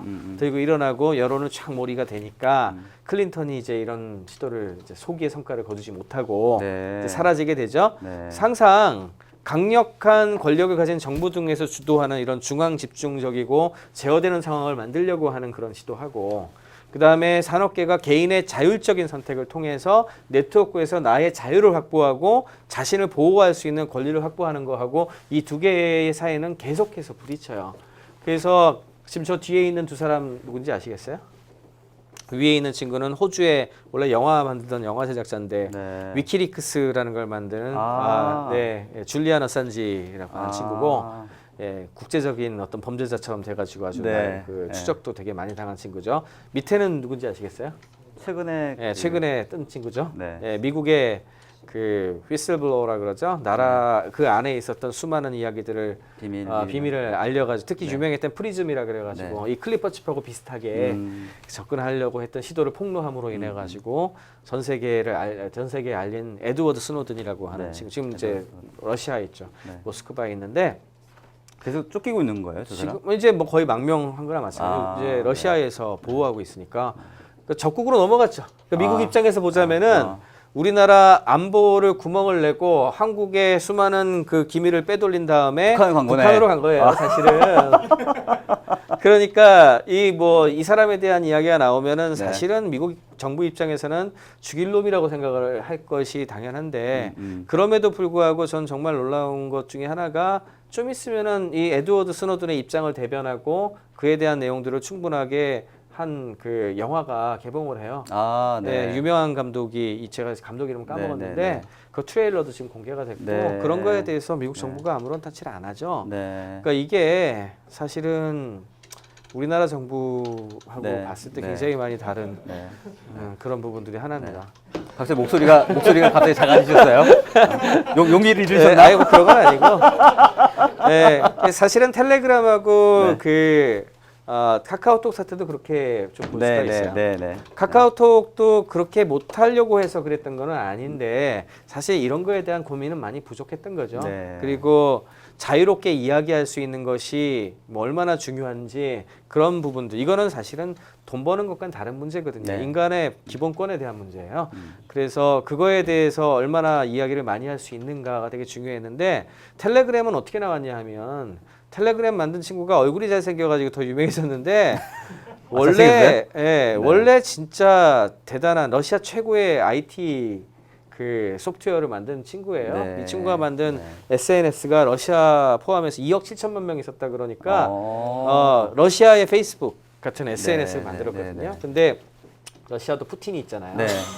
푸틴에 대한 반대 시위가 작년인가 재작년인가 촉발된 적이 있었는데 네. 그게 사실은 그 SNS에서 시작돼가지고 아. 갔다 그래요. 그러니까 이제 러시아 정부에서 이 통제를 또 하겠네요. 네. 니네 우리한테 협조해라. 여기 안에서 비슷한데, 감시하겠다라고 네. 해서 딱 한 거야. 네, 네. 근데 이 친구가 나는 그렇게 하느니 이 회사를 포기하겠다. 라고 해서 이제 자기 지분 다 팔고 네. 몇천억 정도 생겼다 그러는데 자기 지분 다 팔고 남한테 넘기고 다른 사람이 뭐 하려면 그렇게 하든지 말든지 하시오 하고 넘겨버린 다음에 네. 이 사람은 이제 러시아를 탈출을 하죠. 아. 러시아를 탈출을 해서 남태평양에 있는 어느 국가에 간 걸로 제가 알고 네, 있는데 네, 네. 거기에서는 사업 활동을 못 하니까 네. 독일에다가 열어서 누구나 이 암호화를 철저하게 해가지고 정당한 암호화를 하고 메시지를 할 수 있는 서비스를 만든 게 텔레그램. 예, 그렇게 시작을 해서 그리고 오픈 소스로 공개돼 있죠. 이게. 네, 아까 네, PGP하고 똑같게 네, 네, 오픈 소스로 공개돼서 여러 가지 변형 버전이 나오고 그럼 자율적인 판단에 의해서 연결해서 쓰십시오라고 하는 그런 방식으로 접근을 한 거예요. 네. 그러니까 카카오톡이라는 것 자체가 가지고 있는 서비스적인 측면이나 이런 부분들에 대해서는 앞으로 개선하고 그러면 좋은 점 굉장히 많은데 네, 이 지금 텔레그램이 가지고 있었던 그런 철학이나 네. 그동안 제가 말씀드린 인터넷이 가지고 네. 있었던 근본적인 철학은 네. 뭔가 다른 뭔가가 있는 네. 거예요. 우리가 네. 단순히 네. 이렇게 그 네. 산업의 관점에서 네, 네. 삼성이 잘 되고 뭐 네. 어디가 더 돈을 더 많이 벌고 이런 저차원적인 얘기가 아니라고요. 우리가 어떻게 살아가야 되는 거에 대한 가치관과 철학에 대한 이야기지. 그에 대한 이야기를 그 인터넷의 역사가 굉장히 많이 보여주고 있고 네. 마지막으로 이제 당부드리고 싶은 얘기는 네. 여기 제 좋아하는 사람들 얼굴 쭉 갖다 넣었는데 앨런 머스크나 네. 마크 주커버그나 네. 손정희 회장이나 네. 뭐 구글 가이드 넣어놨는데 수염 기르신 네. 이분은 누구세요? 저분은 이제 페블이라고 해가지고 이 스마트 시계 네, 2년 네. 만에 네, 네. 엄청나게 성공시킨 친구예요. 네, 네, 네. 이렇게 이 친구들이 친하세요? 아니요. 이 양반들이 우리나라에 제가 굉장히 좀 많은 걸 느껴지게 하는 게 이게 문샷이라 그러는데 네. 꿈을 꾸고 그 꿈을 이뤄낸 사람들이에요, 진짜로. 그러니까 아버지가 돈이 많아가지고 뭐를 하거나 아니면 편안하게 어떤 삶을 살기 위해서 했다라기보다 지속적으로 어떤 삶이 더 좋은 삶이고 어떤 사회가 더 좋은 사회고 그것들을 고민하고 그거를 이루어내기 위해서 노력했던 사람들인데 그리고 어떤 그 집안의 서포트라든지 이런 것도 없었는데 지금 전 세계를 움직이는 사람들이 됐죠. 네. 이런 사람들을 우리가 리더라고 부르지 대한민국 대기업의 총수들을 리더라고 부르지는 않습니다. 예, 이런 이야기들을 이런 이야기와 이런 철학을 이야기하고 싶었던 책이 거의 모든 네. 역사입니다.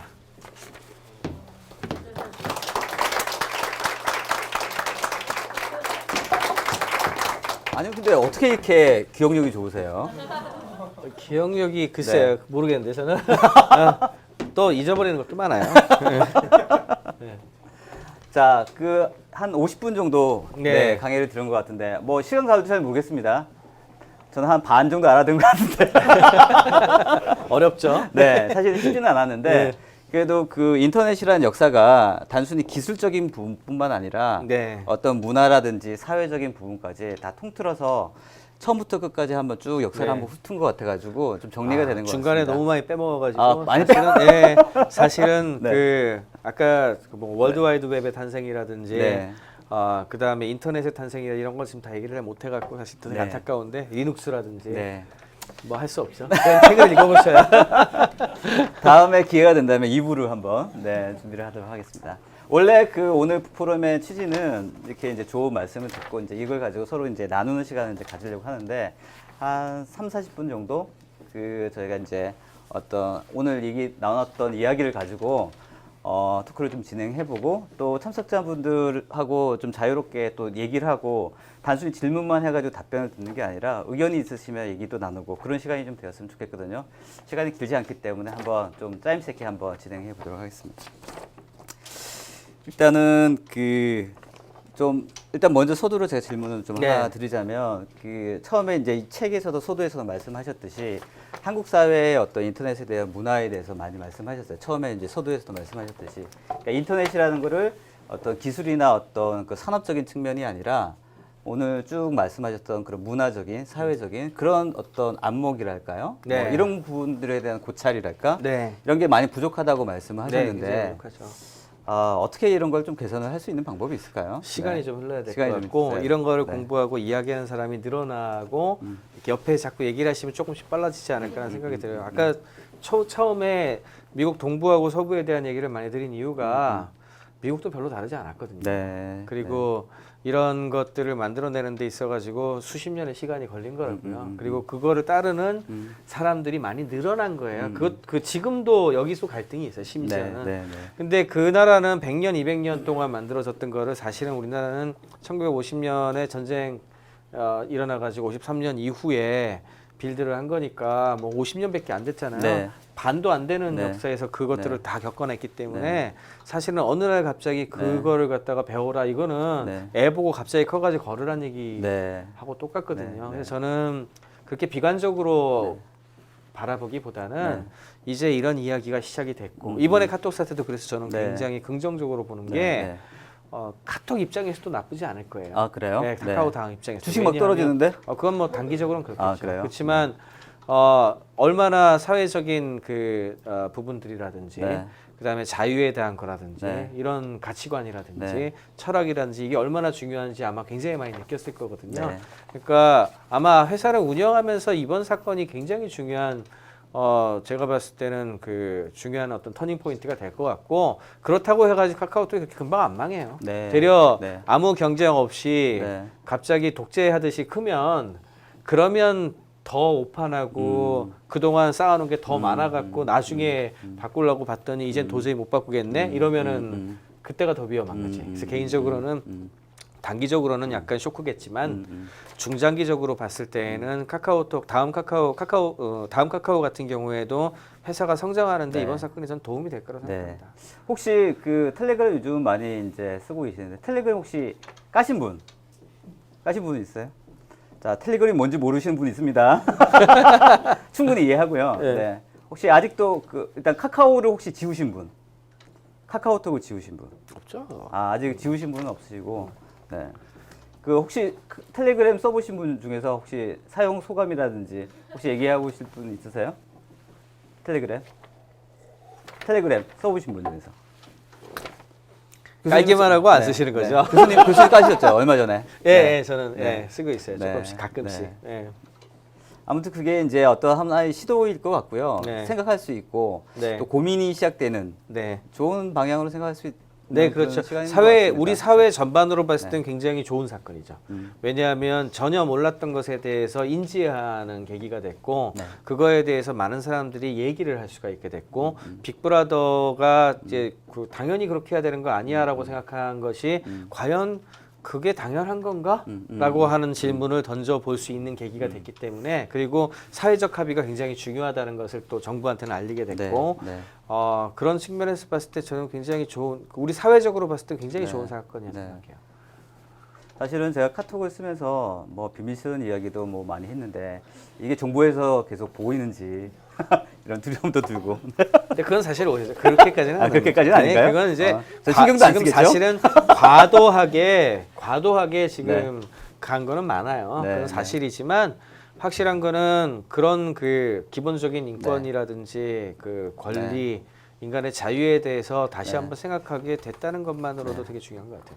자, 두 번째 아젠다로 한번 얘기를 해볼게. 아까 공유에 대해서 말씀하셨거든요. 근데 네. 이제 공유라고 하면 사실 조금 저희 일반인들이 생각할 때 너무 조금 너무 큰 그림인 것 같고요. 네. 사실 일상으로 생각을 한다면 네. 이제 저희 와이프 얘기를 잠깐 말씀을 드리자면 페이스북은 거의 안 하는데 카스는 정말 장난 아니게 하거든요. 근데 이제 카스 이제 저는 잘 하진 않는데 그 친구들이나 이런 그 친구들을 보면 다 이제 정말 소소한 일상사들, 그다음에 뭐 밥 먹은 거, 그다음에 우리 애 여행 간 거 막 이렇게 뽐뿌지를 하시죠. 막 네. 이런 것들을 막 이렇게 나누고 있는 이런 모습이란 말이죠. 근데 네. 이런 것들도 하나의 공유의 어떤 아이템으로 생각할 수 있을까요? 네. 공유든 공유인데 어떤- 네. 자기의 소식을 공유하는 거죠. 네네. 그러니까 네. 이게 사실은 네. 그 두 가지 메커니즘이 동작을 하니까 하나는 자랑하려고 하는 메커니즘이 있고 네. 자랑하려고 하는 메커니즘으로 동작하는 거는 사실은 사이언스 오브 해피니스라는 게 있거든요. 네. 행복의 과학이라는 게 네, 있는데 거기서 얘기하는 공유의 기쁨의 진정한 그런 건 아니. 좀 네, 다른 네, 네. 종류의 녀석이거든요. 네, 네. 그게 아니고 내가 알고 있는 거를 자꾸 알려주고 싶은 것들이 있어요. 네, 네. 알려주고 싶고 남하고 아 이건 나 혼자만 알기엔 너무 아쉽고 다른 사람들과 같이 다 알아야 되겠다고 하는 거 있죠. 이건 진짜 정보라고 네, 할지라도 네, 네. 진짜 공유에 대한 기쁨. 종류가 조금 다른 아. 메커니즘에서 그 돌아가는 예를 들면 건데 공유라고 하는 게 내가 어떤 가지고 있는 아이디어, 생각들을 네. 일단 뭐 이렇게 한번 뿌리는 뭐 그렇죠. 이런 건가요? 네, 그렇죠. 그것도 네. 있고. 네. 그 다음에 내가 가지고 있는 네. 자원들이 있는데 이 자원이 네. 나 혼자 쓰기에 너무 네. 아깝고 네. 딴 사람한테 좋을 것 같으면 주는 거죠. 네. 주고 근데 같이 이제 쓸 수 있도록 하는 거죠. 사실은 이제 퀘스천이 뭐냐면 내가 이걸 가지고 있으면 어쩌면 내가 이게 하나의 무기가 될 수 있고 내 것이 되면서 이게 네. 뭐 하다못해 뭐 얘기를 하면 뭐 돈벌이가 될 수도 있든지 네. 아니면 뭐 사람들이 나를 이 어떤 아이디어를 가진 거에 대해서 네. 이걸로 내가 뭔가 성공할 수도 있는 네. 기반이 될 수도 있는데 자 네. 이거를 공개를 한다는 게 과연 네. 어떤 의미가 있는지에 대해서 그게 더 사실은 좋으니까 하는 거죠. 네. 아, 그게 좋나요? 그럼요. 네. 뭐든지 다 가질 수 있는 게 좋아요. 네? 뭐든지 다 가지고 언제 네. 될지도 모르는 걸 들고 네. 있는 게 그렇게 좋으세요. 뭐 일부에 그렇죠. 그러니까 그게 우리의 선입견일 수가 네, 있어요. 네. 저는 사실 스타트업 한 친구들 만나면 네. 저는 IP 같은 거 신경 안 쓰고 다 얘기를 일부러 다 하는 편인데 네. 왜냐하면 어차피 내가 안 할 거거든. 네. 안 할 가능성이 더 많거든요. 네, 네. 그러면 할 수 있는 사람들한테 알려주는 게 더 낫죠. 네, 네. 그리고 그렇다고 해가지고 내가 뭐 큰 피해를 입는 것도 아니고 네, 네. 내가 지금 가지고 있는 것보다 조금 더 가진다고 더 나은 것도 아니고 네, 네, 네. 되려 그걸 통해 가지고 뭔가가 만들어지는 게 더 기쁘지 않아요? 네. 이제 이런 네. 생각을 네, 가지는 네, 게 네. 공유의 가장 기본인데 우리는 자기 자신을 저는 속이가 있다 생각을 해요.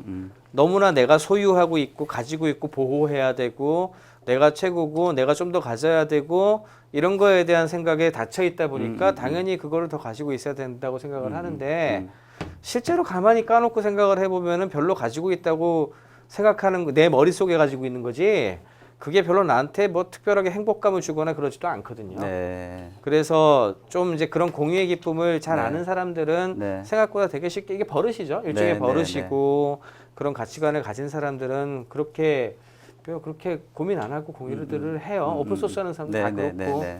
그리고 그거를 써본 사람들은 그 사람들의 영향을 받아가 또 그 비슷한 족이 돼요. 네, 예, 그런 네. 생각을 가진 네. 사람들이 늘어나는 거죠. 이게 오픈 소스가 퍼진 방식이거든요. 그리고 이런 사람들을 볼 때 소유와 관련된 것에 굉장히 집착하는 사람들은 저 사람들 이상한 것 같아. 난 이해를 못 하겠어. 왜 저런 짓을 하고 있지? 그렇게 생각하는 건 어떻게 보면 당연해요. 왜? 그렇죠. 우리의 사회가 그렇게 왔거든요. 네. 근데 이거를 인정하고 이렇게 하는 사람 수가 네. 옛날보다 많이 늘어나고 있는 거예요. 네. 자, 그럼 저희가 일상 속에서 어떤 것부터 이렇게 공유할 수 있는 게 작은 것부터 어떤 게 있을까요? 예를 들면. 뭐 사실은 그래서 공유가 일어나는 조건은 공유를 쉽게 할 수 있어야 되고요. 네, 네. 예를 들어 공유하는데 네. 예를 들어 공 같은 거 가지고 와서 네. 공유하러 바깥에 나가가지고 네. 이렇게 나눠줘야 되면은 그게 트랜지션 코스트인데 비용이 너무 많이 들잖아요. 내 시간 비용과 이게 네. 너무 많이 들잖아요. 네, 네. 그럼 공유가 안 일어나요. 네. 그러니까 쉽게 만들어야 할 수 있어야 되는 돼. 거죠. 예, 쉬워야 되고요. 그 다음에 두 번째는 나한테 그 공유를 통해 가지고 나한테 돌아오는 피해가 많지 않아야죠. 아, 피해도 받나요? 피, 공유를 해서? 예, 예를 들어 갖고 네. 글쎄 피해는 별로 없겠지. 네. 그렇게 많이 없을 거라고 생각을 하지만 네. 혹시라도 뭔가 좀 잘못되는 일이 있을 수도 있을까 봐. 네. 그런 부분들이 좀 없어야 될 거고. 네, 네. 그다음에 가능하면 공유하는 공유제가 네.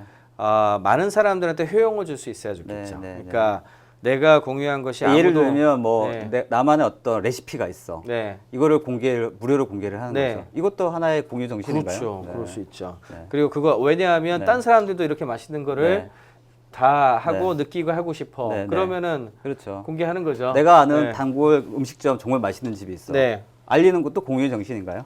그럼요. 네. 아주 간단한 것부터 하면 네, 그렇게 되는 네, 거고 네, 네.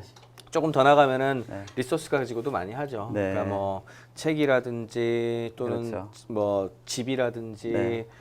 또는 차량이라든지 그게 공유경제예요. 네, 네. 그래서 공유경제라고 하는 것에 그 기본적인 맥락에 이 인터넷에 어떤 여러 가지가 들어가 있는 거고 네.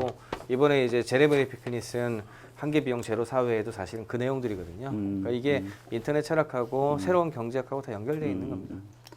자, 마지막 제가 드리는 질문 중에 하나가 이제 마지막은 그 책에서 잠깐 언급이 됐는데 사물 인터넷이라는 네, 게 네. 나오거든요. 이제 어떤 공유의 정신 이거 말고 이제 약간 그 기술적으로 들어가면 네. 저희가 인터넷을 쓰는 건 주로 핸드폰, 스마트폰이나 이제 PC를 통해서 하는데 이런 인터넷에 연결된 이런 기반이 뭐 예를 들면 옷에도 들어갈 수 있고 네. 뭐 안경에도 들어갈 수, 뭐 이런 개념인가요? 사물 인터넷이라는 게? 사물 인터넷은 네트워크에 연결되는 비용이 주름으로 인해 가지고 네트워크에 연결되는 물건이 늘어나는 거예요. 네. 생각보다 되게 단순한 개념이에요. 네, 네, 네. 지금은 네. 스마트폰, 태블릿 같은 네. 고사양의 기기만 인터넷에 접속할 네, 수가 네, 있는데 네. 예를 들어 가지고 1,000원, 2,000원, 5,000원 정도의 얘를 네트워크에 연결시킬 수 있는 형태가 된다라고 하면 투자를요? 예. 얘를 인터넷에 연결해서 뭘?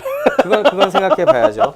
모든 것이 네. 지금 말한 게 바로 네. 효용인데 네. 효용에 대한 것이 작더라 할지라도 네. 비용이 떨어지면 얼마든지 ROI가 나올 가능성이 되게 네. 높아지잖아요. 그러니까 연결 대상이 많아지잖아요. 네, 네. 얘는 몰라도 컵을 인터넷에 연결하면 좋은 네. 점이 있을 것 같죠.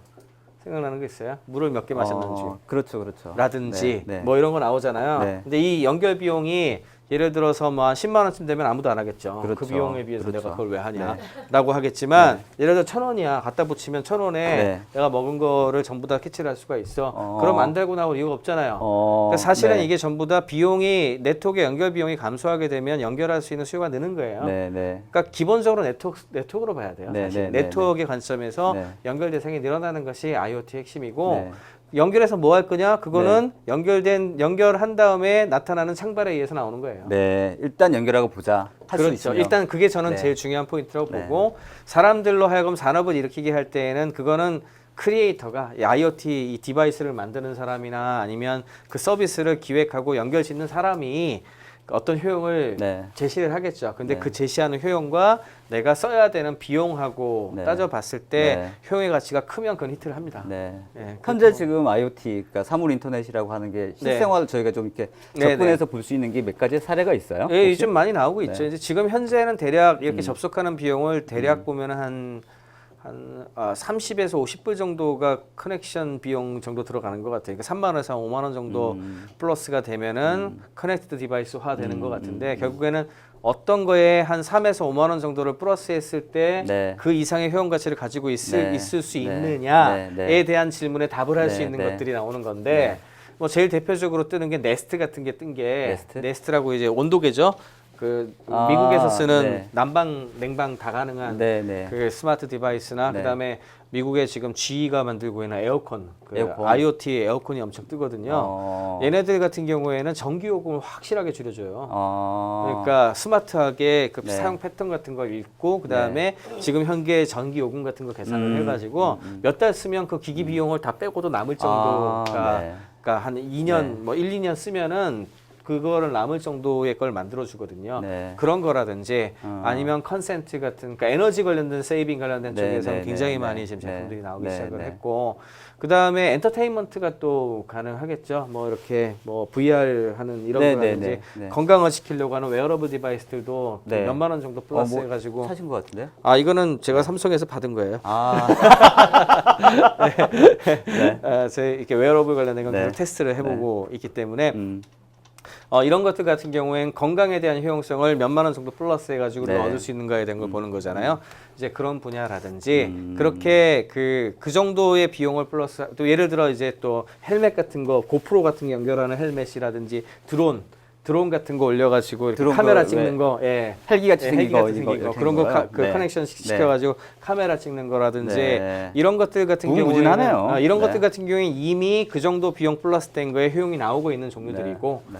아마 이제 찾아내기에 따라 가지고 점점 더 늘어나겠죠. 그러니까 네. 이거는 어떤 특정 기업 몇 군데에서 만들어낼 수 있는 현상이 아니고요. 네, 네, 네. 수많은 제조업체나 서비스 업체들이 다양한 시도를 통해 가지고 네. 나오는 그런 시장입니다. 네. 자, 알겠습니다. 일단 그 뭐 토론을 좀 진행하려고 했는데 원체 말씀 잘하셔서 토론이 좀 어려운 것 같은데 그러면 일단 온라인 제가 좀 볼 테니까 오프라인에서 혹시 아까 말씀드렸던 것 중이시나 아니면 또 개인적으로 생각하시는 질문 있으시면 거기서 자유롭게 좀 얘기를 했으면 좋겠습니다. 마이크 혹시 뒤에 좀 준비를 해주세요. 네. 아니 왜냐면 방송에 나가기 때문에 마이크가 좀 필요할 것 같습니다. 네. 네, 강의 첫 번째 나왔던 이 2차 세계대전이라는 단어가 전 되게 좋아하거든요. 2차 네. 세계대전을 특히 전쟁사를 좋아하고 2차 세계대전을 되게 좋아하는데 특히나 그 독일군에 대한 좀 매력을 좀 많이 갖고 있어요. 그래서 그 히틀러가 만약에 그런 여러 가지 실수를 안 했다면 네. 혹시라도 유대인 학살을 안 했다면 정말 독일은 정말 크게 인정받지 않을까 하는 생각도 이렇게 네, 갖고 있는데 네. 다른 것보다도 전쟁 중에 그렇게 실수를 해서 네. 히틀러가 만약 몇 가지 러시아에서 실수만 안 했으면 정말 네. 크게 전 세계를 잡지 않았나 그런 아쉬움이 좀 있어요. 되게 근데 아쉬워하시는데요. 네. 근데 저는 이런 관점에서 좀 오버랩해서 생각해 보면 네. 인터넷 역사에 있어서 혹시라도 이 어느 한 수가 좀 더 다른 수로 뒀다면 네. 훨씬 더 발전되거나 혹은 어느 수를 좀 또 다르게 뒀다면 훨씬 더 최악의 상황이 어떤 부분에서 나타나는가가 또 궁금하고 세계적인 인터넷 역사뿐만이 아니라 우리나라 역사 안에서도 네. 인터넷 역사 안에서 정말 큰 한 수가 어떤 거였는지 네. 좀 한번 이야기해봤으면 좋겠습니다. 네. 사실 우리나라 역사에서는 그런 한 수 같은 거를 지적할 만한 게 이렇게 많지는 않은데 아, 네. 악수들은 몇 개 있죠. 예를 들어서 너무 부정적인 거 아니세요?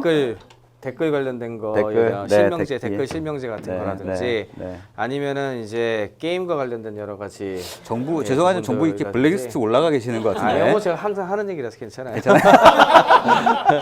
예, 그런 부분들이라든지 네. 이런 것들은 사실은 인터넷을 통제의 대상으로 보고 네.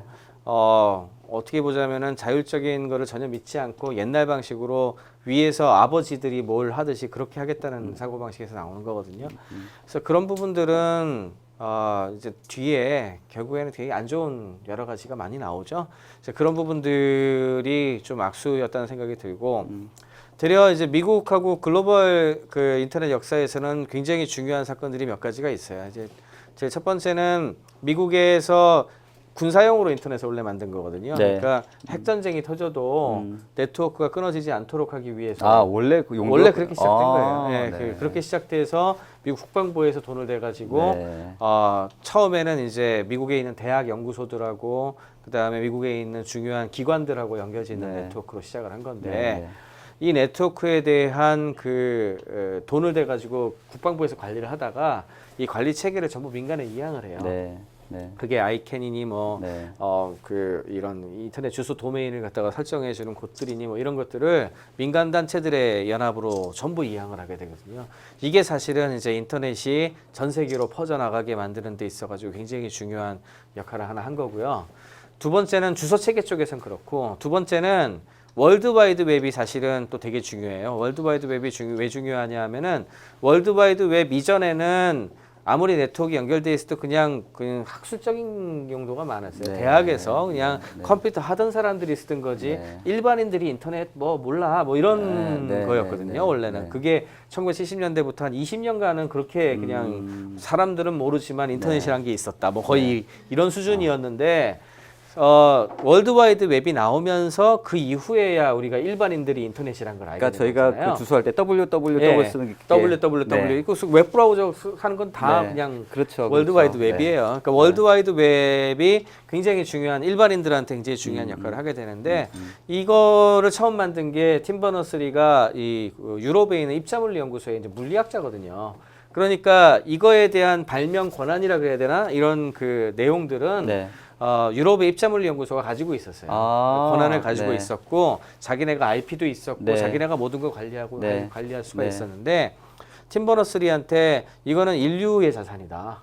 인류의 자산이니까 우리가 가지고 네. 있을 수 있는 것이 아니니까 네, 네. 이거를 펀드를 만들어 가지고 그 완전한 민간 쪽으로 이양을 하겠다 해가지고 만들어진 게 W3C 월드 와이드 웹 컨소시엄 파운데이션 재단이에요. 그렇게 해가지고 거기서 그 완전히 모든 권리를 포기하고 다 넘겨줬죠. 아, 다 넘겨주면서 그걸 바탕으로 해가지고 현재 우리가 알고 있는 월드와이드 이렇게 웹이 된 된 거예요. 거군요. 그러니까 그것도 사실은 굉장히 중요했던 것 같아요. 만약에 그때 그 월드와이드 웹 관련된 거를 뭐 그 유럽의 입자물리연구소가 다 들고 가지고 있었다든지 있었다. 아니면 미국의 국방부가 여전히 네. 그 주소 체계나 이런 거 네. 하는 거를 다 들고 있었다든지 네. 이랬다면 우리가 알고 있는 이런 어떻게 보면 무질서해 보이고 네. 어떻게 보면 너무나 자유롭고 네. 어떻게 보면 너무나 모든 사람들 그 국경이 없잖아요. 국경도 없고 국가도 없고요. 네. 사실 국가도 없는 거예요. 네, 이거는 네.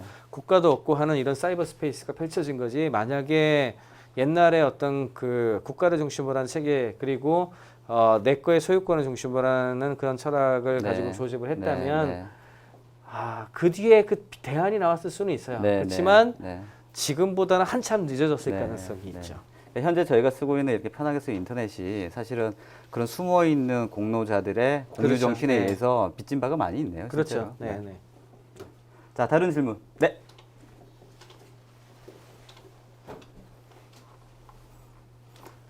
말씀 너무 잘 들었습니다. 네. 오늘 세션 통해 가지고 거의 모든 인터넷의 역사에 대해서 설명해 주셨는데요. 네. 아까 말씀하셨던 것처럼 이제 역사를 반복되다 보니까 네. 모든 인터넷의 미래는 어떻게 될지 좀 네. 간략하게 말씀해 주실 수 있을까요? 네. 사실은 인터넷의 미래와 관련해 가지고는 여러 가지 시각을 제가 좀 가지고 있는 편인데 첫째는 우리가 이제 역사에서 제일 중요하게 봐야 되는 부분이 민주주의가 처음에 만들어졌던 그런 여러 가지 내용들하고 관련이 되게 많이 되는 것 같아요. 그러니까 지금 생각해 보면은 과거에 그 전체주의고 그다음에 귀족 사회 중심으로 됐을 때에는 인간이 노예였고 인간이 일종의 거래의 대상이었잖아요. 그러다가 사실은 뭐 뭡니까 프랑스 혁명하고 미국의 독립 전쟁이 두 개가 제일 중요한데 이거에 의해 가지고 인권에 대한 여러 가지가 정의가 되고 그 사상이 퍼지면서 지금은 누구나 당연하게 인간의 자유로운 권리와 평등과 우리가 알고 있는 민주주의의 기본적인 원리가 그때 퍼진 거거든요. 이게 우리는 너무 당연하게 생각해서 그것이 역사적으로 봤을 때 그 이전엔 그런 게 없었을 거라는 걸 상상을 잘 못해요. 그렇죠. 네. 근데 중세 시대만 하더라도 신권이라든지 그 다음에 나라의 그 왕의 것 이런 것들이었지 대부분의 것들이 개인과 관련된 이런 그런 게 소유물이었죠. 굉장히 네. 적었단 말이에요. 네. 그래서 이런 것들이 퍼진 거하고도 관련을 지어서 볼 수가 있는 것이 또 한 가지는 동물의 권리도 보시면은요, 동물 불과 50년 전만 하더라도요. 여기 계신 분들이 개 좀 때린다고 해가지고 어디에 무슨 신문에 날 정도로 나쁜 사람이 되거나 그러진 않았을걸요? 잡아먹기까지 했는데 무슨 말인지 이해가 되세요? 네. 그러니까 동물 실험 같은 거 하는 거에 대해서도 네. 마찬가지고 네. 동물의 권리가 어디 있어? 네. 이런 네. 식으로 얘기를 네. 했을 네. 텐데 네. 지금은 진짜 전 세계적 우리나라도 그렇게 됐죠. 네. 동물 권리 정말 중요하거든요. 네. 동물 좀 잘못했다간 정말 큰일 납니다. 이제는. 네. 네.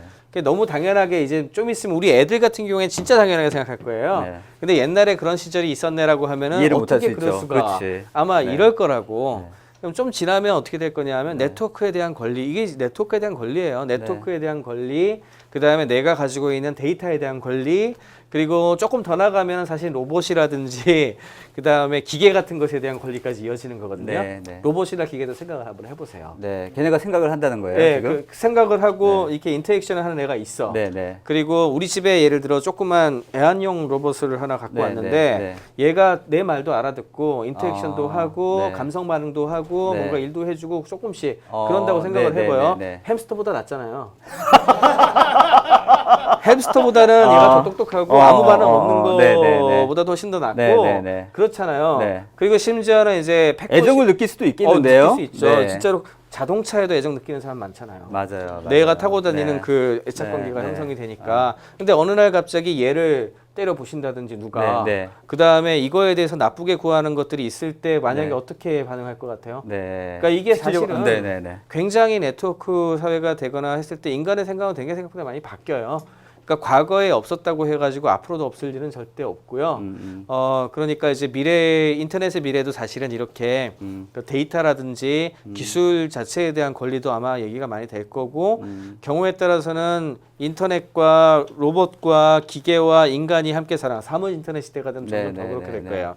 인간이 함께 살아가는 그런 거에 대해서 고민을 하고 상상이 잘 안 가는데. 그런 사회에는 법률을 어떻게 만들어야 될까? 그런 거에 대한 거 예를 들어 뭐 로봇이나 기계가 범죄를 저지를 수도 있잖아. 범죄를 저지른다든지 뭔가 잘못될 수가 있잖아요. 그러면 얘가 잘못한 거냐? 아니면 주인이 잘못한 거냐? 아니면 이걸 만든 놈이 잘못한 거냐?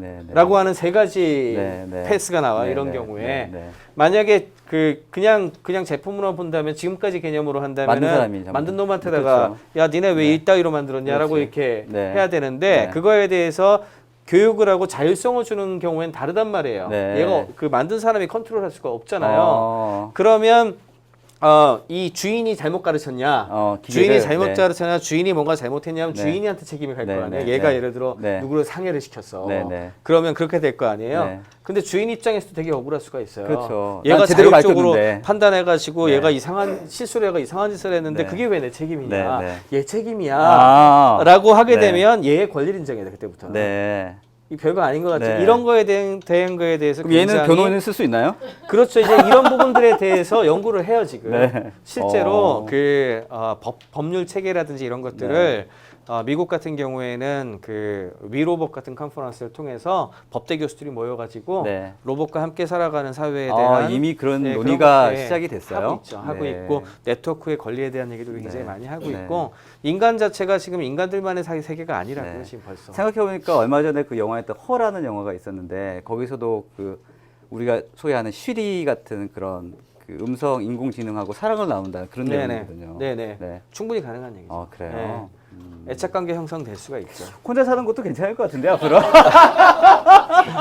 사실은 그래서 더 미래로 가면은 슈퍼맨 그 맨 오브 스틸의 설정이 괜히 나오는 게 아니에요. 맨 오브 스틸로 가게 되면은 이제 사실은 사람들이 아이를 낳을 수 있는 그런 행위들을 잘 안 하기 시작을 하니까 그러면은 이제 인구가 줄어가지고 멸종이 되고 없어지는 거잖아요. 결국에는 아기를 못 낳게 되니까 맨 오브 스틸의 맨 오브 스틸이라는 영화를 보신 분들이 얼마나 있는지 잘 모르겠는데 슈퍼맨 설정이 원래 처음에 그렇게 시작이 돼요. 크립톤 행성이잖아요. 그 행성이 이제 멸망의 그걸로 가기 시작하는 가장 큰 이유 중에 하나가 애를 안 낳는 거예요. 애를 안 낳는 거였어요. 그리고 결국에는 이제 그 일하는 사람은 어떻게 뽑아내냐면은 인공 자궁 나무가 있어요. 그 나무에 이제 씨앗을 넣어가지고 길러서 하는 그런 방식으로 바뀌는 설정이 나오는데 그런 부분들도 만약에 진짜로 그렇게 하지 말라는 법도 없죠. 그러니까 그거는 이제 인간들이 선택하는 길인데 좀 너무 멀리 갔는데 좀 멀리 가긴 뭐 이 정도까지 SF로 가는데요.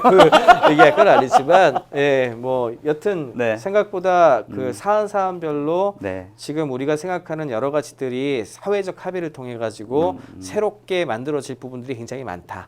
그리고 기계하고 어떤 협업하는 거에 대해서는 이제 앞으로 계속 연구를 되게 많이 해야 될 거고 자동화가 되면은 그 자동화에 의해서 들어오게 되는 직업의 분배라든지 인간들의 삶이 무엇이고 행복이 무엇인지 이런 거에 대한 질문이 계속 나올 거거든요. 근데 재밌는 거는 이렇게 기술이 발전하면 발전할수록 반대로 인간이란 무엇인가, 인간의 행복은 무엇이고 우리는 왜 사는가, 그런 거에 대한 질문이 반대로 더 많이 나올 수 있다. 왜냐하면 인간 자체를 더 알고 싶어 하게 되거든요.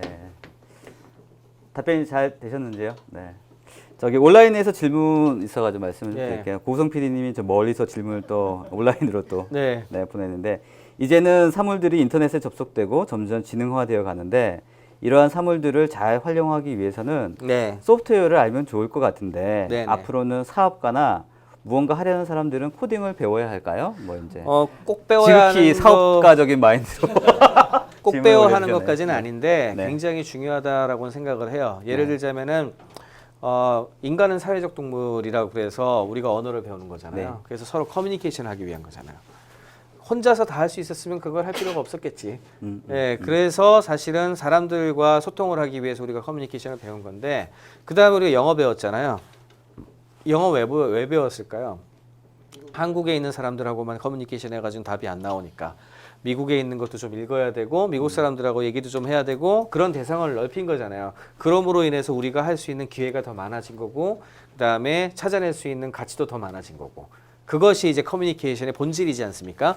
근데 이제 아까 얘기했듯이 IoT 시대가 되면 연결되는 게 많아지면서 그 대상자가 사람이 아닌 것들이 많아진단 말이에요. 얘가 네. 얘도 있고 쟤도 있고 막 이런데 네. 만약에 어떤 사람은 이제 영어를 못해갖고 외국 사람하고 얘기를 못하듯이 꿀먹은 벙어리가 돼서 쟤한테 아무 말도 못해. 그리고 커뮤니케이션을 못하는 사람은 이제 거기까지인 거고. 네. 근데 이제 내가 그런 걸 좀 더 알아가지고 네. 쟤한테 어떤 메시지를 보낼 수가 있고 네. 제가 보내는 신호를 내가 해독을 해서 커뮤니케이션 할 수 있으면 할 수 있는 게 더 많아지잖아요. 그러니까 그 언어에 해당하는 말을 배워야 되는데 그 말이 그게 소프트웨어 프로그래밍 언어잖아요. 아, 프로그래밍 네. 언어라는 게 네. 기계와 내가 소통할 수 있게 해주는 언어지 않습니까? 어. 그러니까 그들의 메커니즘을 네. 이해를 하고 네. 그들이 어떻게 말을 알아듣고 반응을 네. 하는지를 네. 알고서 내가 소통을 할 수 있다면 할 수 있는 네. 게 더 많아지죠. 네, 네, 그렇죠. 그러니까 뭐 반드시 알아야 되느냐 그거는 네. 모든 사람들이 영어를 굉장히 플루언트하게 잘해야 됩니다라고 묻는 거랑 똑같은 질문이에요. 물론 그럴 수 있으면 좋겠지만 네, 다 네. 그렇게 될 수는 없잖아요. 그렇죠, 그렇죠. 그러면 뭐 네. 기본적으로 읽을 수 있는 네. 수준 정도만 이렇게 뭐 다루는 네. 법 정도만 한다는 네. 거를 한다 그러면 네. 그거는 이제 생활 영어 가장 기본만 네. 하는 뭐 이런 거가 되는 것이고 네. 조금 더 나아가서 자기가 직접 뭔가를 다룰 수 있고 뭔가 같이 해나갈 수 있다.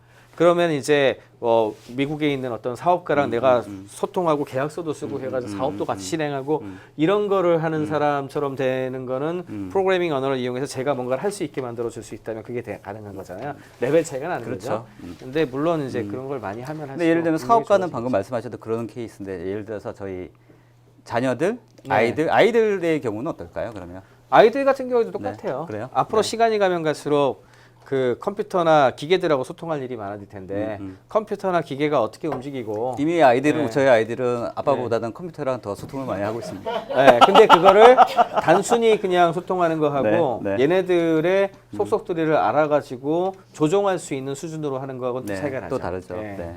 네. 작가님 그 네, 마이크 좀. 네. 이거 언어가 네. 영어는 딱 영어가 있는데 네.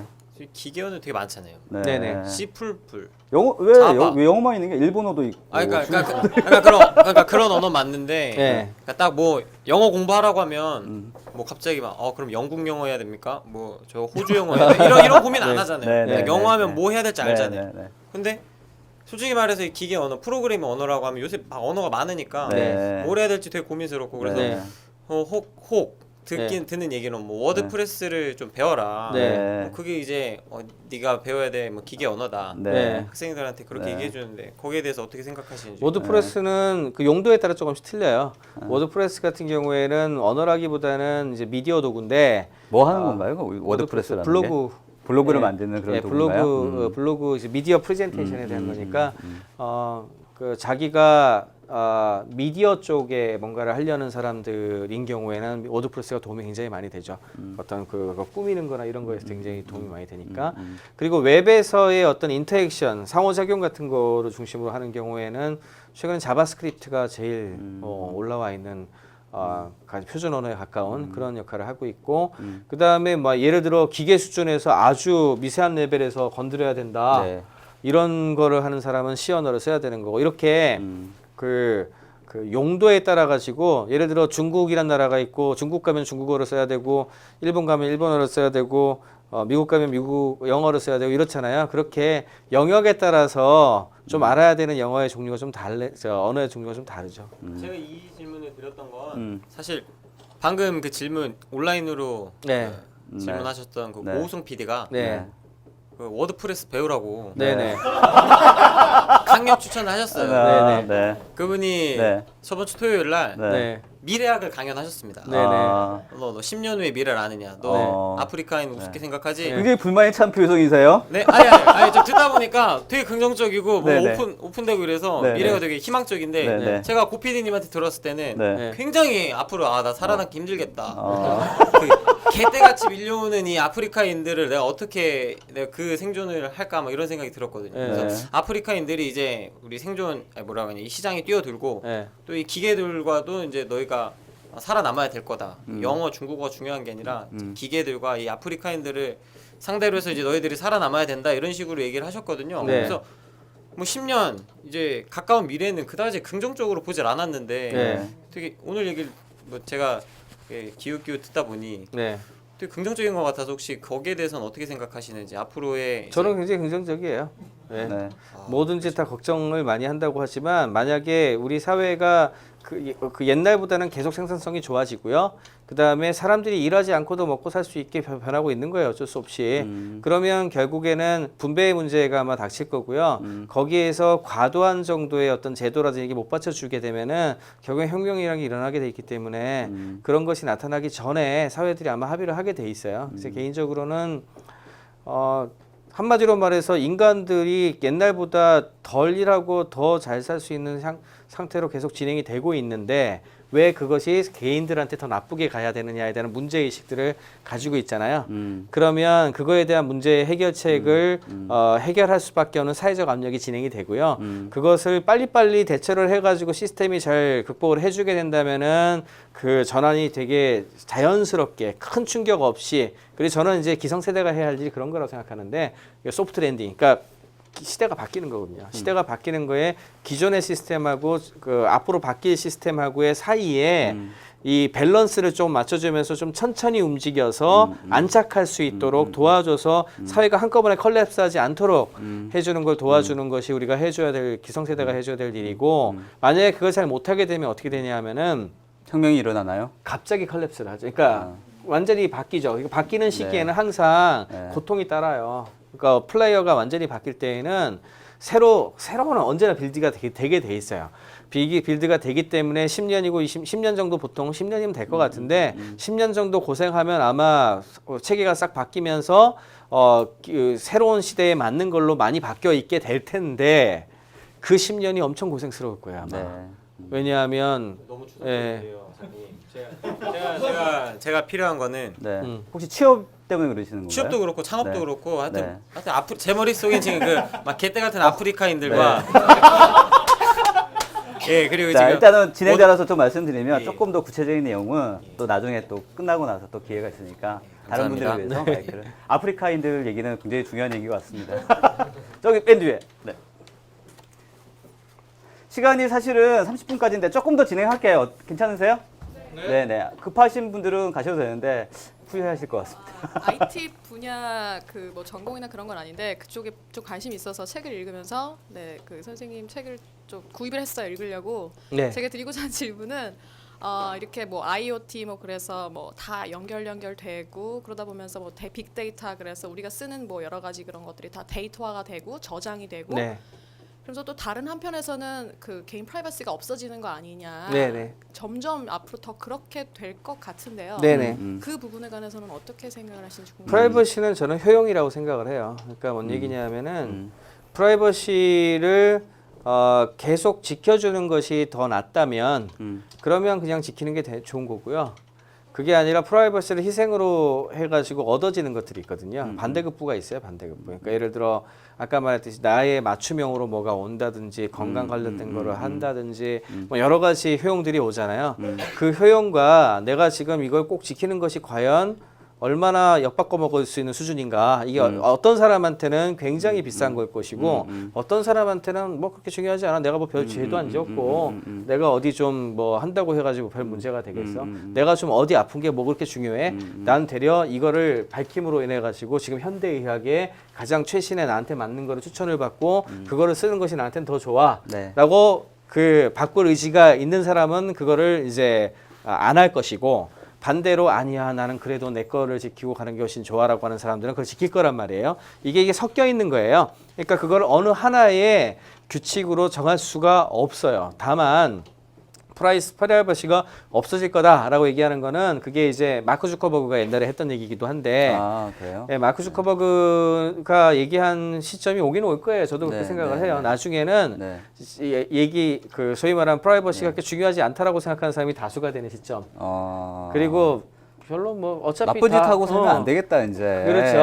아, 이제 그건 맞는 말인데 그런 부분들에 대해서 사회적 합의가 싹 이루어져 가지고 그게 네. 대다수가 되는 시점에는 프라이버시가 중요하지 않을 거예요. 네. 근데 아까도 얘기했잖아요. 자유의지가 제일 중요하다고. 네. 내가 지금 쌓아놓은 그런 부분들이 있어요. 그거를 뺏어가지고 나의 허락을 받지 않고 니네들 마음대로 이렇게 그런 정책이나 규칙을 정하겠다라고 하는 거는 그건 권리의 문제, 권리와 인간의 자유에 대한 문제거든요. 이게 굉장히 다른 거예요. 그래서 프라이버시에 대한 그 접근도 사람들마다 내가 굉장히 알기 쉬우면서도 이러이러한 경우에는 내가 이거를 줄 프라이버시 지켜야겠다. 것이고 네네. 이러이러한 경우 거는 내가 꼭 가지고 있어야 네, 되겠고 네, 네. 그리고 그때 이걸 스위칭할 네, 수 네, 있고 네. 필요하다면 내가 제공했던 것도 네. 지울 수가 있고 네. 뭐 이런 식으로 시스템이 네, 네. 만들어지면서 사람들이 개인들이 자기들의 프라이버시 포지셔닝을 결정할 수 있는 방향으로 가는 게 그 중간 단계에서 맞다고 생각이 들어요. 그리고 아마 그런 방식으로 아마 그 기술이라든지 이런 게 진행이 될 네. 겁니다. 근데 개인이 선택하기에는 좀 제약이 너무 많은 것 같아요, 사실은. 뭐 아니죠. 네. 그거에 그렇지 않나요? 대해서 네. 제약에 대해서도 이해를 해야죠. 네. 그게 바로 지금 우리 얘기하는 그 인터넷이라든지 네. 소셜 리터러시라고 부르는 또는 그 이런 뭐 예를 들어 인권에 대한 것들에 대해서 자유는 어때야 되고 평등에 대해 네. 어때야 되고 네. 기본적인 도덕 관념 같은 것들 있잖아요. 네. 그거하고 똑같은 거예요. 그런 것처럼 우리들이 미디어, 그러니까 우리가 미디어, 소셜 미디어 같은 데서 하는 이야기도 그거는 바깥에 공개되는 얘기잖아요. 그렇죠. 그리고 그것이 나한테만 있을 때에는 네. 나한테만 있을 때는 내 거라고 생각을 하지만 네. 그게 사회에 영향을 미쳐. 예를 네, 들자면은 네. 제가 요즘 들었던 제일 황당한 얘기들 중에 아니요 사실은 몰라서 그래요. 몰라서 그런 건데 그 어디에서 잘못된 기사가 하나 나왔어. 네. 그리고 진짜 헛소문 뭐 링크야. 네. 근데 그거를 누군가가 리트윗을 하거나 올려. 올려. 네. 올려가지고 막 이렇게 퍼져요. 공유가 네. 일어나. 네. 네. 그러면 이제 저 같은 경우에는 그걸 이게 맞을까 하고 체크해 보거든요. 네, 찾아보기도 네, 하고 네. 해서 아 이건 사실이 아니다라고 하면은 그거에 대해서 이런 글은 이제 뭐 이렇게 퍼지지 않는 게 좋다. 이런 거에 대해서 좀 확인을 좀 해야 된다라고 이제 글을 쓰면 댓글에 네. 어떤 식으로 이제 쓰는 사람들이 나오냐 하면은 그걸 왜 내가 해야 되는데요? 어. 그거 미디어 쓴 사람들이 그거 해야 되는 거고 나는 미디어도 아니고 난 공유만 했을 예, 뿐인데. 그냥 공유만 하고 그랬을 뿐인데 왜 내가 그런 거에 대한 우리들이 왜 그런 거에 대해서 신경을 써야 됩니까? 네, 라고 네. 하시는 분들이 생각보다 굉장히 많아요. 네. 한두 명이 아니에요. 굉장히 네, 많아요. 네, 네, 굉장히 네. 많은데 이유는 간단합니다. 미디어가 팩트 체크를 왜 하는지 아세요? 사회에 영향을 미치기 때문에 그래요. 잘못된 거를 줬을 때 피해를 보는 사람이 있잖아요. 네. 근데 그건 우리가 저기 그 정정 보도 같은 걸 해야 되는 것도 사실 그래서 그렇죠. 그런 건데 그렇죠. 그거에 대한 기본적인 그게 바로 미디어의 책임이거든요. 네, 네. 그러면 그 개인들이 미디어냐? 미디어잖아요. 음. 여러분들이 공유함으로 인해서 그다음에 글을 올림으로 인해서 그거를 읽은 사람들이 100명이 되고 1000명이 되고 10,000명이 될 텐데 그 사람들이 그 이야기에 영향을 받잖아요.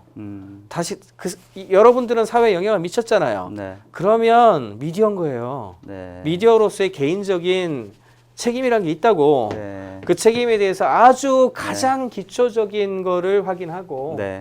그다음에 그거에 대해서 자기가 체크할 수 있어야 되는 거죠. 네. 그러니까 이렇게 사실은 이게 일종의 리터러시예요. 네. 그 알아야 되는 것이 너무 복잡하다라고 네. 하는데 네. 프라이버시 내 건데 네. 내 프라이버시에 대해서 내가 어떻게 설정을 하고 어떻게 하는지를 모른다. 그거는 마치 공중도덕을 몰라가지고 내가 화장실을 안 가고 바깥에 배뇨를 했다라는 거 별로 다를 게 없는 거라고요. 그러니까 그런 식의 그 인정을 받는 시대가 올 거예요. 그러니까 제가 봤을 때는 그런 교육들도 굉장히 중요합니다. 네. 네. 알겠습니다. 또 다른 질문. 네. 편하게. 네. 마이크 좀 주시겠어요? 네.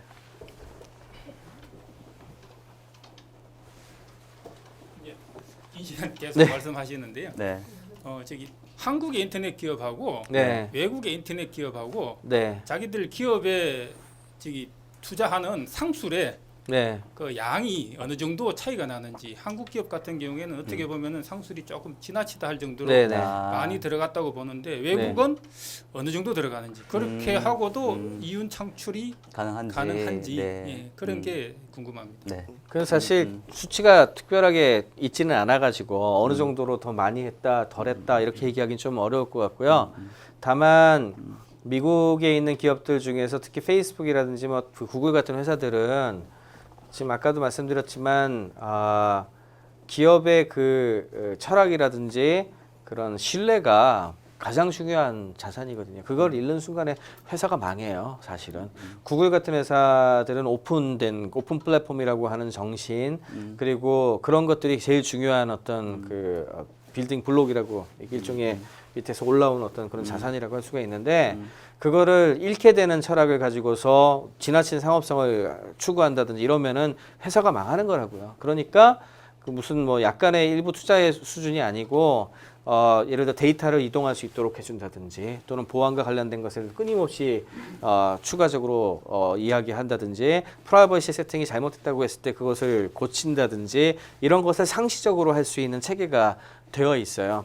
그에 비해서 이제 한국 기업들 같은 경우에는 이제 좀 달라지고 있어요. 지금 최근에 내용들 때문에 NHN이나 다음 같은 회사들 이미 그런 걸 많이 갖고 있었는데 어쨌든 간에 그동안은 그 우리나라 같은 경우에는 그 전부 다 상업적으로 접근했던 부분들이 굉장히 많았던 건 부정할 수가 없고 그런 부분들에 대해 가지고 사회적인 부분이라든지 공익적인 부분이라든지 그다음에 이제 공공재로서의 어떤 그런 측면이라든지 이런 이야기들을 요즘엔 굉장히 많이들 하고 있고 그다음에 변신하려고 하는 노력들이 좀 있으니까 이게 또 마찬가지인 것 같아요. 네, 네. 이게 업력인데 네. 전에는 진짜 돈 없고 되게 처음에 시작했던 친구들이 밑바닥부터 시작해가지고 만들어낸 그런 거잖아요. 네, 그러면서 초기에는 네. 성장이라든지 이런 거에 있어가지고 이런 네. 부분들을 생각을 되게 많이 못했는데 네. 요즘에는 이것도 이제 업력이 쌓이면서 그에 대한 고민도 굉장히 많이 하고 그 노력을 좀 하려고 하는 부분들이 굉장히 많이 보이니까 좀 우리나라 사람들 너무 급한 것 같아요.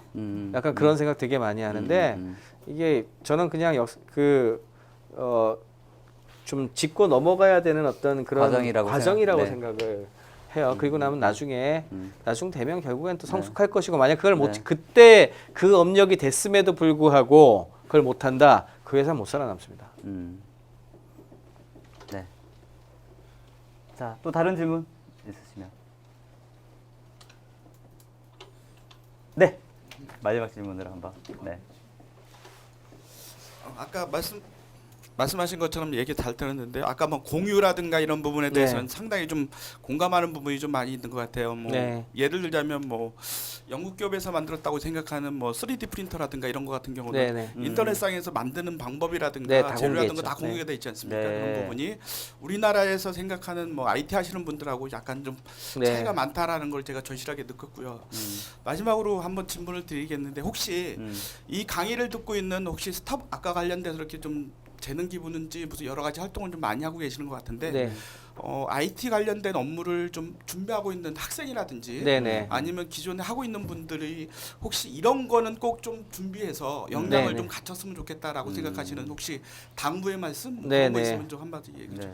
저는 이제 이런 걸 기술인문학이라고 얘기를 하는데 그 공대나 과학 쪽 하는 친구들 중에 이제 그 만나 보면은 사실은 그것을 왜 하는가에 대한 부분들이 되게 부족한 경우가 되게 많아요. 그러니까 재밌어서 꿈에 대한 얘기도 마찬가지인데 사실은 우리가 공부하는 것도 산다는 것에 제일 중요한 연장이잖아요. 그러면 삶에 대한 이야기, 그리고 우리가 살아가는 사회에 대한 이야기, 내가 만들고 있는 기술이 이 사회에 어떤 영향을 미칠 수 있고, 그 다음에 내가 만들고 있는 이 기술이 어떤 부작용이 나타날 수도 있고, 반대로 어떤 효용을 가져올 수 있는지 같은 것들도 굉장히 좀 생각을 많이 하려면은 사실은 인문적 소양을 되게 좀 많이 쌓아야 돼요. 그래서 저는 이런 그 기술, 저희는 기술 인문학이라고 부르는데 기술이나 과학기술 하는 사람들일수록 더 우리 사회에 대한 관심, 그리고 인간에 대한 생각, 그리고 자연에 대한, 자연하고 우리가 그 교류하는 그런 삶이니까 자연에 대한 생각, 그리고 삶이란 무엇인지 이런 것들에 대해서 잠깐씩이라도 너무 많이 뭐 시간을 뺄 수는 없을 테니까 잠깐씩이라도 고민하고 책도 좀 보고, 사실 책 보는 게 되게 중요해요. 포럼 같이 책을 소개하는 게 되게 중요한데 사실 책은 많이 읽지 않아요. 그렇게 얘기 들으면 되는 거니까. 뭐 그것도 좋죠. 그러니까 책도 책이고 이런 그 다른 종류의 이야기를 많이 듣고 토론하고 이럴 수 있는 기회를 좀 많이 가져라. 사실 이과계에서 우리나라 그래서 문이과 통합을 해야 되는 게 이런 데서 나오는 건데 너무 그 기능주의로 빠져가지고 전문가주의하고 기능주의로 빠져가지고 그것만 하면 다 되라는 식으로 해가지고는 안 되는 거거든요. 이제 그런 부분들을 특히 지금 젊은 친구들 그리고 이제 학생들이 있다면 좀 많이 당부를 하고 싶습니다. 네. 네. 자, 혹시 마지막 질문 혹시 있으세요? 네. 네. 아까 그 네. 카톡 얘기도 하시면서 네. 공유라든가 이런 철학의 부재에 대해서 얘기를 하셨는데 네. 그러면 그 우리 한국에서도 정말 IT 산업이 굉장히 각광을 받고 있고 그쪽으로도 아직 많은 젊은이들이 좀 생각도 많이 하고 있고 네. 좀 가능성이 있다고 보는데 그런 가능성을 좀 더 뭐 그런 약간 아까 토론이나 뭐 이슈도 있었지만 네. 어떻게 보면 더 발전해 나가기 위해서는 그 IT 산업에 계신 분 아니면 그걸 이용하는 유저들이 좀 더 어떤 개념을 더 생각을 해야 되고 고민을 해야 될지 아까 지금 뭐 네. 삶이나 인생에 대해서 얘기를 했는데 네. 실제적으로 그 IT 업에 있는 애한테 너도 너 삶을 생각해라 인생을 생각하라는 게 조금 먼 얘기일 수 있다는 생각은 좀 들어서 네. 한국 IT나 인터넷의 그게 미래를 뭔 위해서 얘기일까요? 당장 닥친 얘기인데. 네. 네. 어떻게 구체적으로 뭘 네. 준비하거나 생각하면 좋을지. 우리 IT 산업에 대해서는 할 얘기가 되게 많은데 사실은 너무 아까 얘기했듯이 기능주의적으로 흘러왔어요. 그리고 기술 이런 걸 이제 기술우위라고 부르기도 하고 기술 중심 사고라고 부르기도 하고 뭐 이러는데 네. 기술 결정론이라고 하기도 하고요. 기술이 모든 걸 결정해 뭐 이런 거라고 생각을 하기도 하는데 사실은 정보사회학이라는 학문이 있었어요 옛날에. 뭐 지금도 있긴 있습니다. 네. 굉장히 많이 죽었죠. 옛날보다 많이 죽었고 정보법도 있고. 그러니까 IT 관련된 쪽에서도 이런 우리 사회라든지 또는 법이라든지 또는 어떤 인문학이라든지 이런 것과 연결되어 있는 여러 가지 분야들이나 공부하는 부분들이나 학자들도 있었고 소사이티도 있었고 뭐 이랬는데 대부분 지금 거의 중단되고 없어지다시피 했어요. 네. 이유는 간단합니다. 돈이 안 됐거든요. 네. 네, 간단해요. 돈이 안 됐고 왜냐하면 다 그 소위 얘기하는 디바이스 만들고 소프트웨어 만들고 팔고 서비스 해가지고 돈 벌고 이런 데에서만 돈이 돌았지 이런 이야기를 고리타분하게 하는 사람들한테 누가 뭔가를 해주겠습니까? 그죠? 네. 네. 그러다 보니까 교수님도 별로 이렇게 네, 저는 뭐 그냥 하여튼 이런 부분들에 대해서 이야기할 수 있는 사람 수가 늘려면 그런 이야기를 하는 사람의 생태계가 만들어져야 되거든요. 그걸 하는 데 있어가지고 물론 정부나 이런 데에서 연구 쪽이 됐던 학교 같은 데에서 채용이 됐던 이런 것도 되게 중요하겠지만 기업도 전 되게 중요하다고 생각을 해요. 기업들이 전부 다 너무 돈 버는 거에 치우쳐가지고 그와 관련된 것들만 많이 해왔는데 예를 들자면 이제 미래에 대해서 대비도 하고 이런 사회적인 부분에 대해서도 대비를 하고 그다음에 어떤 그런 그 미래에 대한 꿈을 꾸는 것에 대한 것에도 대비를 하고 그런 조직과 그런 사람들이 이제 갈 수 있는 자리들이 있다면은 그게 죽을 리가 없잖아요. 그렇죠. 예, 그러니까 이제 그런 부분들에 대한 노력들을 이게 당장 돈이 되는 건 아니거든요. 네. 당장 돈이 되는 거는 아니지만 당장 돈이 안 된다고 해가지고 소홀히 했던 결과가 지금 이렇게 나타나고 있는 거라고 저는 생각을 해요. 그래서 그런 부분들에 대해서 마치 우리가 그 산업안전보건법 같은데 이제 그 보면은 이제 안전관리자라든지 이런 것들을 갖추고 있지 못하면은 그 기업이 그 너무 위험한 상황들을 많이 벌어지고 근로자 보호도 못하고 하니까 자기네들도 나름대로 하는 것들이 있잖아요. 이거 같은 경우에는 지금 정착이 많이 된 게 법령에 있는 대로만 하는 기업들 그냥 거의 구색 맞추기로 이렇게만 하는 기업들도 있지만 또 어떤 기업들은 이게 정말로 우리 기업에서 정말 중요하다는 걸 인지를 하고 그거를 자발적으로 더 강화하는 기업들도 좀 나오거든요. 그렇게 기업들도 좀 노력을 많이 해서 IT 쪽도 너무 이렇게 돈 버는 거 말고도 다른 여러 가지 이야기들을 또 해볼 수가 있고 사회적인 것에 좀 기여도 할 수 있는 그런 문화가 정착이 됐으면 좋겠습니다. 네. 자, 질문은 여기까지 하고요. 네.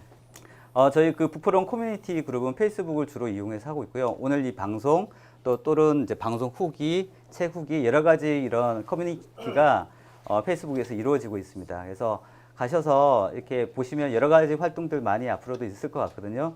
의견들 많이 남겨주시면 감사하겠습니다. 저희 홈페이지도 따로 있고요. 그 다음에 저희 페이지도 따로 있습니다.